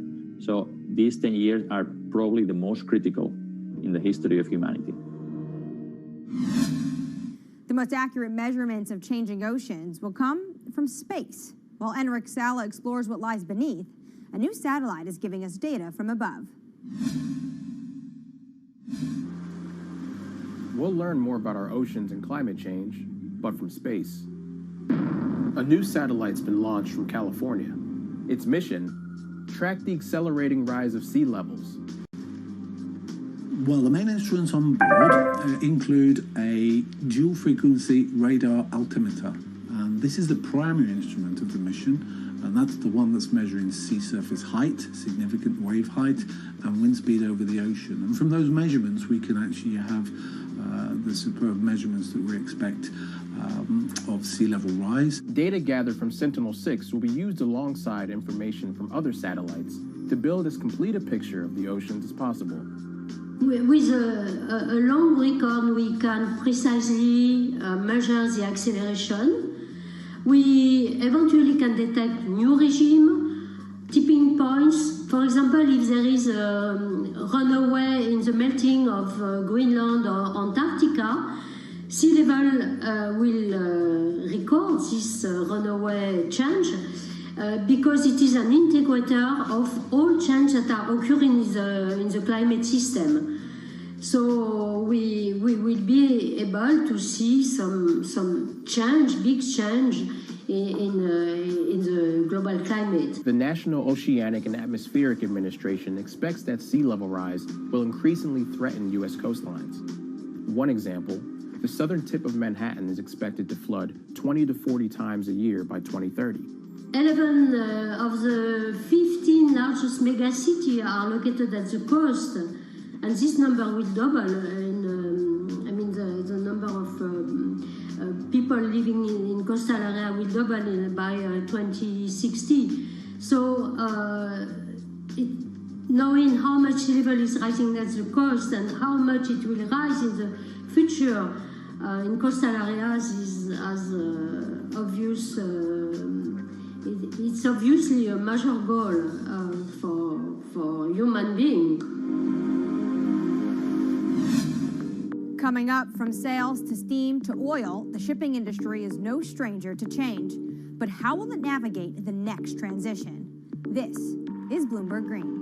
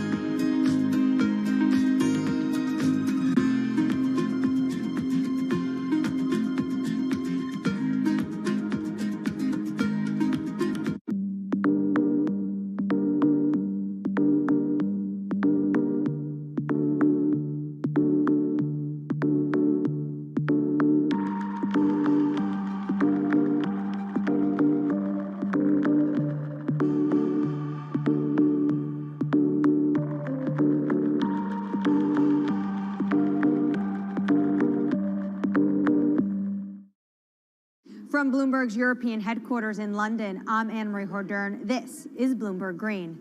Now, for your roundup of this week's latest climate news, Jennifer Zabazaja has your Green in Brief. Here's the climate news you need to know. Deforestation of the world's largest rainforest has hit a 12-year high. More than 4,000 square miles of the Amazon rainforest was destroyed in 2020. That's a 9.5% increase from a year earlier. Government data shows that destruction has soared since President Jair Bolsonaro took office and weakened environmental enforcement. The Amazon is home to millions of species and plants and is critical in the fight against climate change. Bitcoin is hitting all-time highs, but at what cost to the environment? The cryptocurrency is energy intensive, and there are concerns if it becomes mainstream. According to MIT, back in 2018, Bitcoin's carbon footprint was almost as big as Portugal's. Want to get better at tackling climate change? We'll hire more women. That's according to Bloomberg New Energy Finance. Firms with 30% or more women in top jobs tend to perform better when it comes to the environment and are more likely to set clear climate goals. Shopping online is more popular than ever now, but the price of convenience is measured in CO2, and more deliveries means more fuel burned and more packaging wasted. So what can companies do? Well, many are becoming more efficient and sourcing more. Guys, I'm placing an order to sell short euro. The price I'm looking to sell 121 to 89. Okay? Healthy, sustainable food. Poor farming practices are one of the leading drivers of water pollution and the loss of biodiversity. I'm Jennifer Zabazaja in New York. Anne-Marie, back to you. The shipping industry is more than just the grease on the wheels of globalization. It's its chief enabler. 11 billion tons of goods are transported by ship each year. The biggest contributors being 2 billion tons of oil, 1 billion tons of iron ore, and 350 million tons of grain. According to the International Chamber of Shipping, 80% of Europe's imports and exports happen over the seas. And for such a vast industry, it also contributes its fair share of emissions. Shipping makes up 12% of global transport energy consumption. So how does it clean up its act? Earlier, I caught up with Bloomberg Green reporter Laura Milan about just how big of a challenge this is going to be for the industry. One of the main issues is size. So about 90% of the world's cargo is moved by ships. So obviously changing such a huge industry is not going to be fast and it's not going to be easy. The second issue has to do with technology. So ships obviously travel for many days at sea. It's not as easy for them to refuel as it would be for a car, for example, going on a road.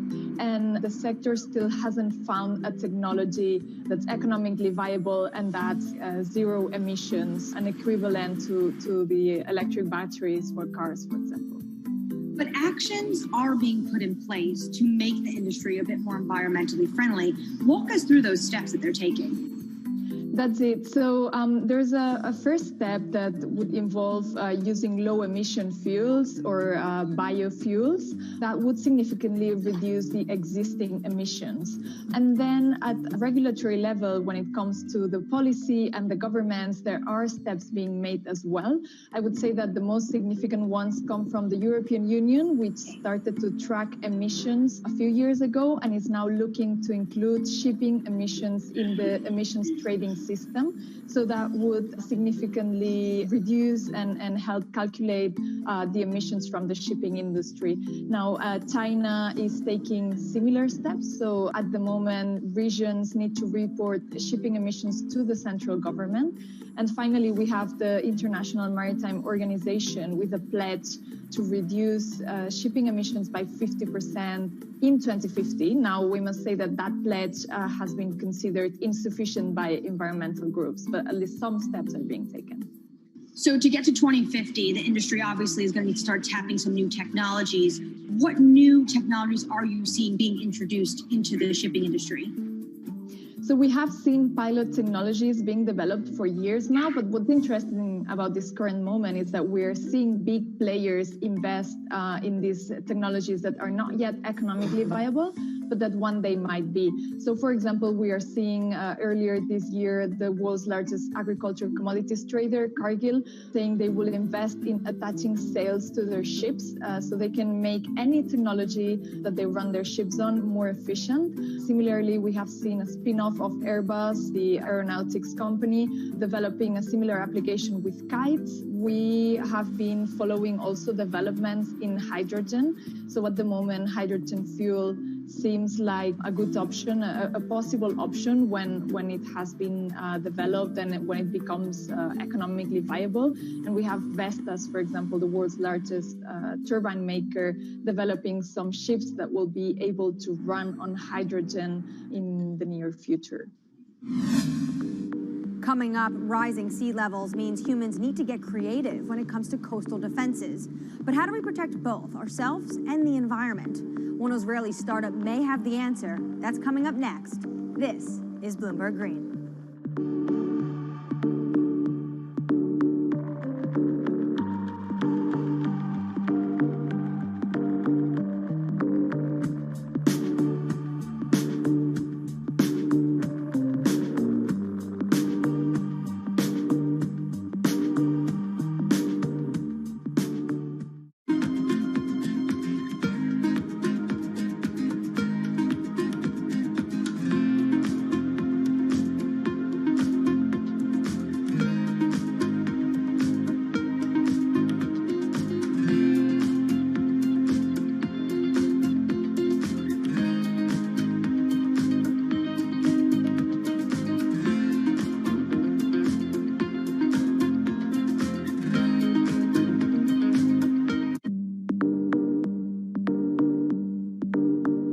In London, I'm Anne-Marie Hordern. This is Bloomberg Green. After water, what's the resource that humans use the most?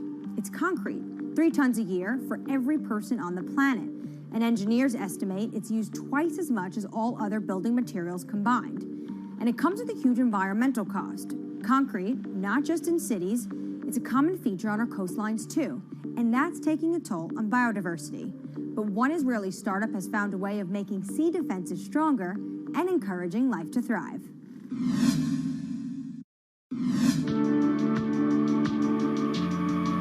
If you take a look at concrete structures like breakwaters or seawalls, the water around them is often clear. That's not actually a good thing, because it means there's no life. Marine species are actually most abundant in coastal areas, but it's also where us humans prefer to live too. So when we build here, we drive away marine life. The concrete in the marine world has a lot of additives, a lot of chemicals, and some of those materials are actually leaching out, and they're actually prohibiting marine life to thrive. If we keep developing without any regards to natural communities, there is a tilting point from which beyond we cannot really go back. Position open on euro at 121 to 89. Coastal city of Tel Aviv, an Israeli startup wants to revolutionize our urban coastlines. Their sea defenses are transforming lifeless man-made structures into teeming ecosystems. They do this by replacing standard concrete with their own special cement formulas. As opposed to regular cement-based concrete, e-concrete includes certain elements that enhance the growth of marine flora and fauna of plants and animals. Our admix, which is kind of our secret sauce, is basically kind of sealing the concrete, making it less aggressive for the marine environment. That once we add it, we enable life to flourish. In the lab, the team run tests to identify what mixes will work best for marine life. So we take really ice cube-sized concrete slabs of different compositions, and we put larvae, 20, 30, 50. We need to have a lot of replicates. We're geeky scientists, so we have to have a lot of replication and controls. And then within a few days or just a few weeks, we can get an answer on their preference. So obviously, if they die, they have a very low tolerance to that specific concrete mix design. And if they thrive or they flourish, we can quantify that very quickly. E-concrete says it typically sees double the biodiversity of regular grey concrete. From fish and sea caterpillars on their armour blocks to crabs on these tidal pools that sit on the shoreline. This unit holds water during the low tide, so it's always moist, and therefore it has a very comfortable habitat for crabs and sea anemones and sea stars, etc. These pools have been here for less than 3 months, and this is already what you can see. It's covered with life. See the rock around it, which has been here for probably 10, 20, maybe even more years, only has a thin layer of green algae, and that's it. As well as the composition of the cement mix, E-concrete designs its products specifically to the marine environment it will be deployed, to create niches for endangered species, or to develop nurseries like these oyster beds. The final part of the equation is creating complex surface textures to mimic natural rock or coral, an environment that helps anchor young organisms. When concrete elements are being cast, the typical goal is to have a very slick surface, very, very smooth. The idea is to get the water to flow right across it. When we're designing e-concrete with a rough surface, we want to do the complete opposite. We want to slow the water when they are crossing the structure so that the larvae can actually adhere and attach to the surface. E-concrete has to offer its clients more than just ecological credentials.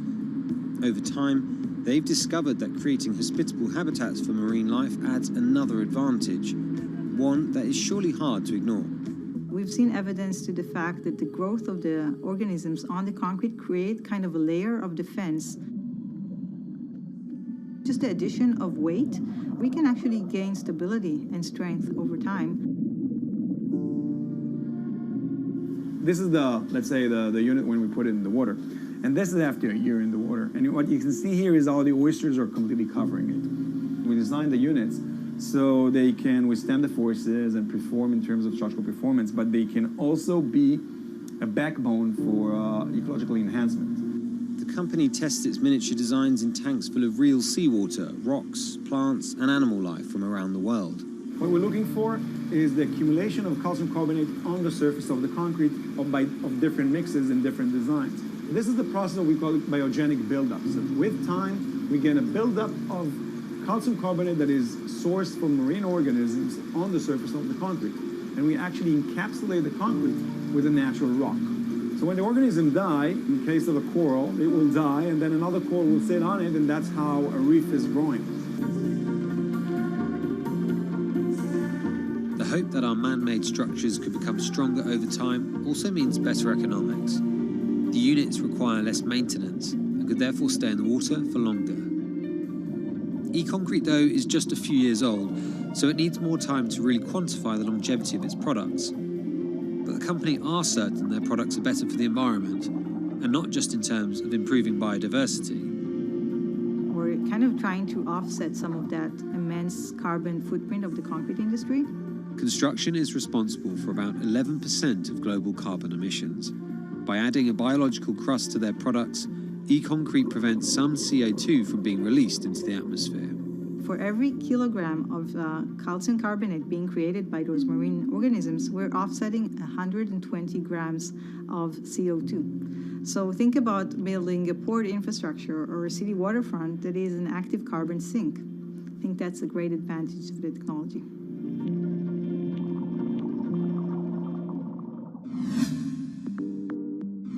That does it for this week, but let's keep the conversation going on Twitter. Follow us at Climate.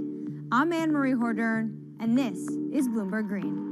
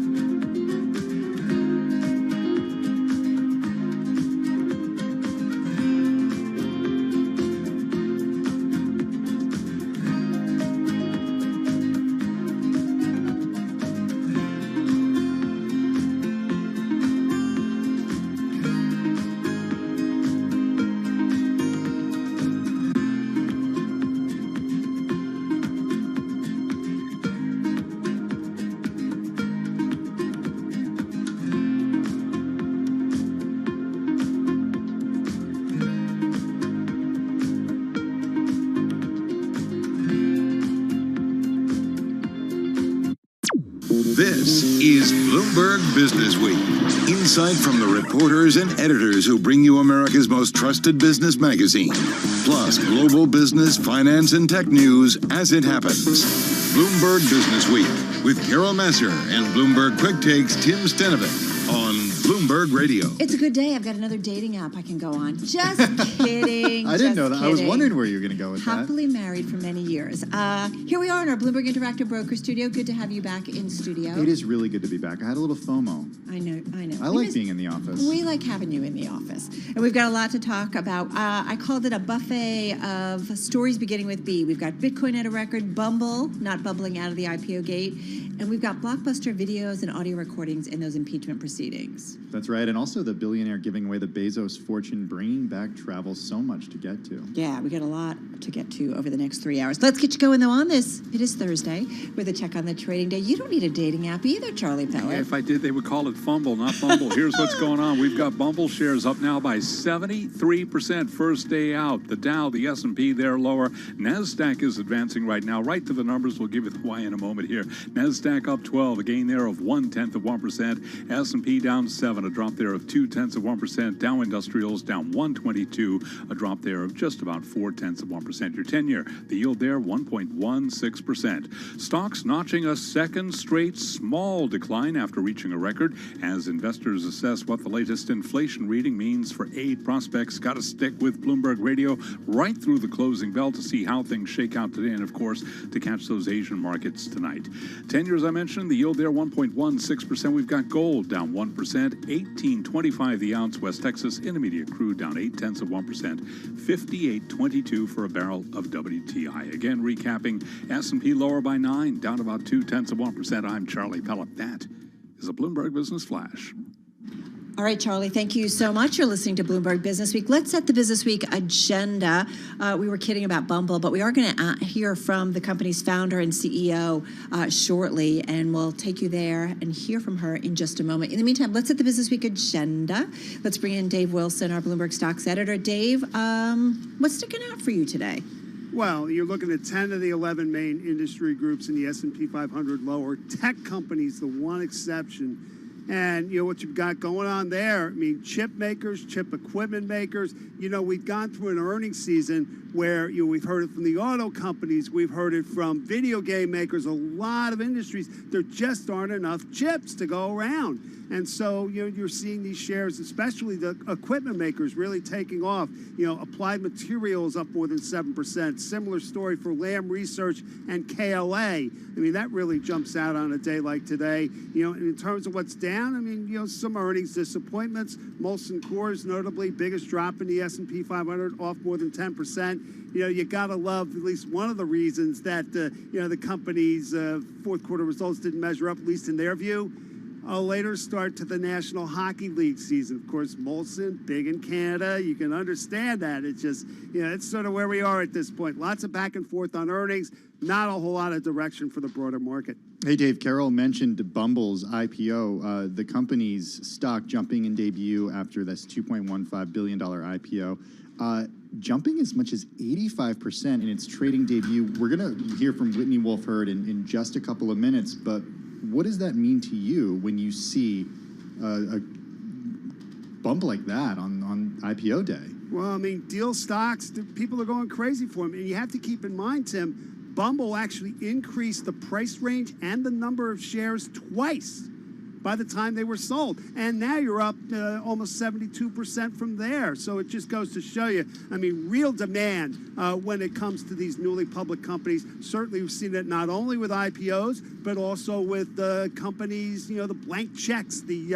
SPACs, special purpose acquisition companies that have been making deals in all kinds of areas. And we've seen their shares take off as well. Yeah, it's really been fascinating to watch the IPO market last year and even this year. I mean, I feel like if you take a look at like the IPO indexes, I mean, those share prices, it's just been kind of a steady move higher. Yeah, absolutely. And there's also, a SPAC index out there, I mean, similar sort of strength. It's clear that this is an area of the market that people are really focused on here. Yeah, no doubt about it. All right, Dave Wilson, thank you so much. And let's not forget that we're also focused on Bumble because it's a company catering to women, led by women, and it's making its 31-year-old female founder a billionaire. And Bumble going to be one of the 3 female-founded firms to IPO in the past year. Tim, we don't see this a lot. We don't see it a lot. It's an incredible story, and we're eager to hear from Whitney Wolfe Herd, the CEO of the company, in just a few seconds. Yeah, as we said, soaring right out of the gate, and she's going to catch up with our own Bloomberg technology anchor, Emily Chang, who's been following this story. And keep in mind, there's lots of competition. Let's head to television. Emily Chang, and of course, Whitney Wolfe Herd. Whitney, thank you so much for joining us. I just want to give you a moment here because not only are you now the newest female billionaire, you're the youngest woman to take a high-profile company public in the U.S., and this has been a journey for you from leaving Tinder and starting Bumble based on your own experience of feeling disempowered.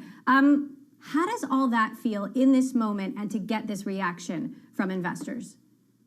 I'm just so proud of our team for getting to this day. It's been such a journey. And for those first people that believed in us and subscribed to this radical idea of a woman making the first move, they have been really what drove this home and given me courage and confidence and motivation along the journey. And it's just really been a profound ride, and I'm seriously just feeling very grateful and humbled and really it's a surreal day. But we know that the work starts today. We've had our cheers and our small celebration, and it's back to business and thinking long term. And we're not watching the stock. We're just going to carry on. We've got a lot of work to do. Well, we are watching the stock, and you've raised a couple of $1 billion. But shares are already up over 70%. The investor Bill Gurley has been screaming from the rooftops that there's something wrong with this process. Airbnb up 100% on opening day. Same with DoorDash, Poshmark 150%. Do you at all feel like you left money on the table here? So the way I look at this is we feel that we priced the way we were all comfortable. We are running a business and we understand that we need to show up and operate and hit earnings and beat earnings. And we feel that we made the right decision. And in the framework of these valuations, people are subscribing to the long term. And I think that's the right way to look at it. We are building something for the long term. You're not joining us on our journey today just for tomorrow. You are signing up for our very long road ahead of us to try and make relationships healthier and more equitable and to build a brand that resonates not just with women, but makes connections better for everyone. And so, you know, the folks that have joined us on this journey to date, I'm grateful for them, and we're really excited for everything that lies ahead. So the app has thrived in the lockdown. You already had video on there. You added things like voice chat, fun games, virtual badges. But how does the growth story change as we come out of the pandemic? Are you at all concerned? People are just are going to be tired of talking to each other online, and they're going to want to meet in person. So we think that we are well positioned on both sides of this pandemic. You know, this pandemic has proven that loneliness is not the way we were designed to live. We were designed to love and to be loved and have healthy and equitable relationships and community, not just love relationships. And so we feel like we're very well positioned to continue to serve our community during this challenging time with video and at home features, like you suggested, audio, video, games, and others coming soon. But on the other end of this, we feel that we're well positioned to thrive in the sense that people have seen the true benefit of online dating. It's unlikely to, you know, ever revert back to how it was. People recognize that being able to bypass this law of needing to be at the right place at the right time to meet that person, you can have that now through our product, and you can get to know each other and make sure that there is chemistry and make sure that there is a connection there before you go and put yourself at risk meeting a stranger. And so this adds such a layer of accountability and safety to people's quest of finding relationships, whether that's for something romantic or otherwise. Now, you've said you plan to repurchase shares from pre-IPO owners. What do you plan to do with the rest? Will we see more acquisitions, and if so, where? We are absolutely thinking about the long-term growth opportunities for us. We are very committed to building a branded house, if you will. We want to continuously reinvest in our current brands, really rebrand Badoo as it enters Bumble's core markets, and then really learn from Badoo as Bumble goes international. And we really believe that our brand, particularly with Bumble, as it's well positioned with the protection and empowerment of women, that we can continue to evolve within that construct without needing to rely on M&A for scale. We have this hyper unique competitive advantage in the sense that our brand grants us this extensibility to go and build under our umbrella. Now, there is so much competition out there. There's Tinder, Hinge, OkCupid, Coffee Meets Bagel, Facebook has its own dating site. And then you're also, in a way, competing with yourself, because once you meet someone online, you don't necessarily need a dating site anymore. At least, I suppose that's the hope. What is your plans when it comes to monetization in terms of expanding margins over time? Sure. So let's break that out in a couple of different answers. So first and foremost, we were very strategic about how we built to combat churn. Day one of building Bumble, we assumed if we could build a brand that people wanted to share, people were proud of, that when they did churn, when they did find success, they would become a walking billboard for us. They would become a growth acquisition strategy for us. So what we have seen is when people find their success stories on Bumble, they tell their friends, they share it with their network, and this churn ends up being a catalyst to organic growth. So it's actually a great thing, and we celebrate it. And then as far as LTV opportunities, both from a monetization standpoint or just from a growth standpoint, the limit is very far down the road, in the sense that we have so many levers that we can pull within our subscription model, new premium offerings, new subscription tiers, everything engineered around adding value to your experience. When you think about the dating wallet, it's very vast. It's far larger than the RPPU of our product today. And so when you think about our opportunity to really chip in to that dating wallet, it becomes quite remarkable. And then the LTV opportunity is all about evolving with that user journey. How can we be with you after you find success? Maybe you found love. How do we help go into the next chapter of your relationship, marriage, everything that comes with family planning and thereafter? How do we grow with you as you evolve, as you navigate new cities or jobs? How do we help you as you navigate challenges or struggles? Our life is all about community, and that's really what Bumble is going to build for. Now, in addition to being a woman founder and CEO yourself, many of the executives on your team, they're also diverse. What is the lesson here for other companies? What gets you really excited about changing the diversity of Wall Street? This is an exciting moment for our team to be celebrated for that. And hopefully this will not be a rare headline. Hopefully this will be the norm. It's the right thing to do. It's a priority for us, and it should be a priority for everyone else. And that doesn't mean businesses need to evolve to 70% women board seats overnight, but we need to take the first step. Businesses need to make that first move to prioritizing diversity within their leadership and their board. And even Bumble, we are continuously reinvesting in the priority of this, and we will continue to do so. We're not perfect yet, but we will continue to do our best.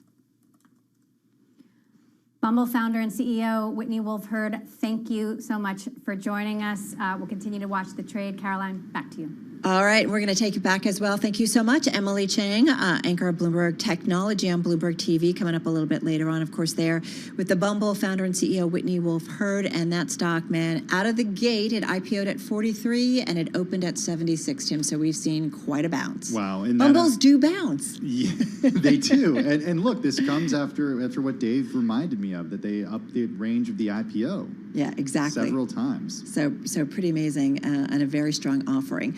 All right, and you can find more of that, or if you want to listen to it again, check out Bloomberg.com to hit the replay. Let's get a check, though, on the world of business, a check on that trading day. Here is Charlie Pellet. Hi, thank you very much. Here's what's going on. You mentioned Bumble shares higher on a down day for the rest of the market today. The Dow, the S&P, and now NASDAQ, all trading lower. Right to the numbers. The Y in a moment. The S&P down 11 now, 38.98. That is a drop of 0.3%. NASDAQ going from green to red on the Bloomberg, down 17 now, a drop there of 0.1%. The Dow's down 152, down 0.5. 10-year down 5/32. 10-year yield 1.15%. Stocks on track for a third straight loss. Treasuries slipping as a decline in jobless claims signal a modest firming of the labor market. Financial shares leading the S&P 500 index lower. Energy shares retreating along with the price of oil.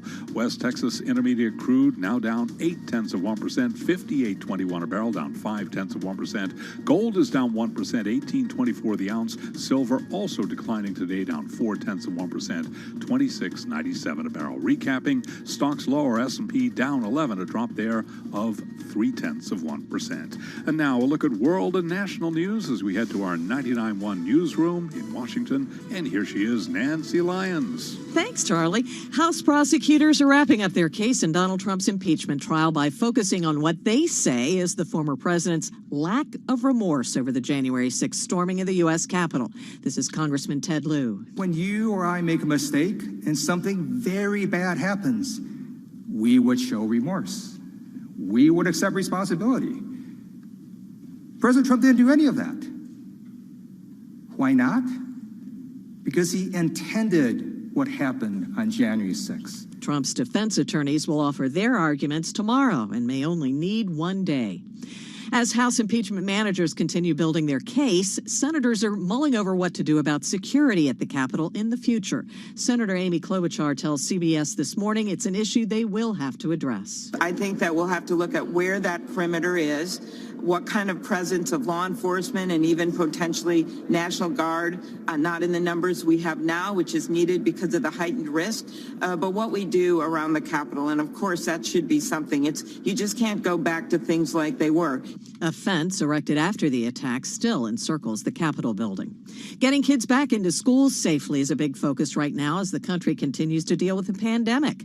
Andy Slavitt is a COVID advisor to the Biden administration. He spoke with MSNBC about a return to in-person learning. Tomorrow, the CDC is going to roll out their operating plan to give school districts, local communities, the guidance they need to begin to do that. Slavitt suggests schools should open as much as possible if CDC protocols are followed.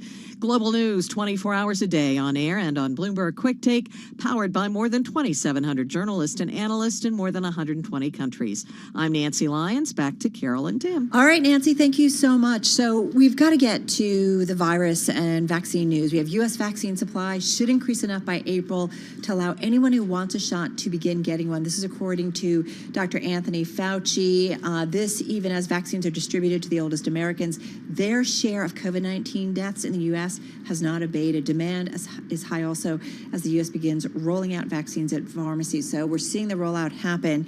As for global cases, 107.5 million deaths, passing 2.3 million, and more than 152 million COVID shots have been given worldwide. Great to have back with us Dr. Eric Toner. He's a senior scholar with the Johns Hopkins Center for Health Security and a senior scientist in the Department of Environmental Health and Engineering at the Johns Hopkins Bloomberg School of Public Health. Johns Hopkins Bloomberg School of Public Health, supported by Michael R. Bloomberg, founder of Bloomberg LP and Bloomberg Philanthropies. Dr. Toner with us once again on the phone from Baltimore. Dr. Toner, nice to have you here with Tim and myself.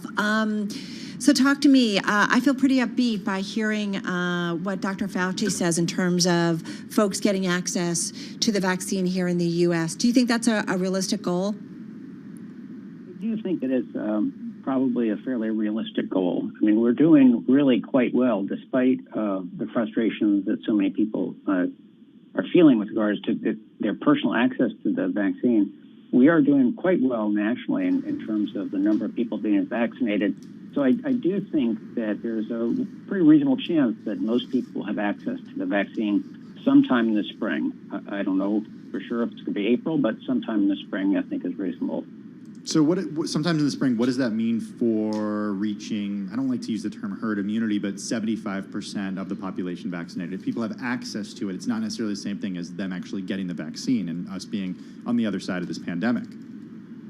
Sure. Well, the real question is how much more vaccine can be delivered and administered. We are finding that we can administer more vaccine than is being produced. Right now, we're producing about 10 million doses per week, which is enough to vaccinate about 1.5 million people per day. But we need to get to about 3 million people per day if we want to hit the target of getting 75% of the population vaccinated by sometime over the summer. I think it's realistic. We should be getting more vaccine from both Moderna and Pfizer this month. The Johnson & Johnson vaccine looks like it'll get emergency use authorization this month. And so we'll have more vaccine, and I think that it's reasonable that we'll get to 3 million doses a day, and that should get us to where we want to be this summer. That's great. Yeah, does that happen with Pfizer and BioNTech and Moderna, or does that take a different type of vaccine, the introduction of one of the newer vaccines that haven't yet been approved? That assumes that the Johnson & Johnson vaccine comes online as anticipated, which it looks like it will. Yeah, exactly. Hey, the one conversation, Dr. Toner, that I have a lot at home is understanding, variants and how that plays into it. It's certainly something that is now in the headlines a lot, understandably so.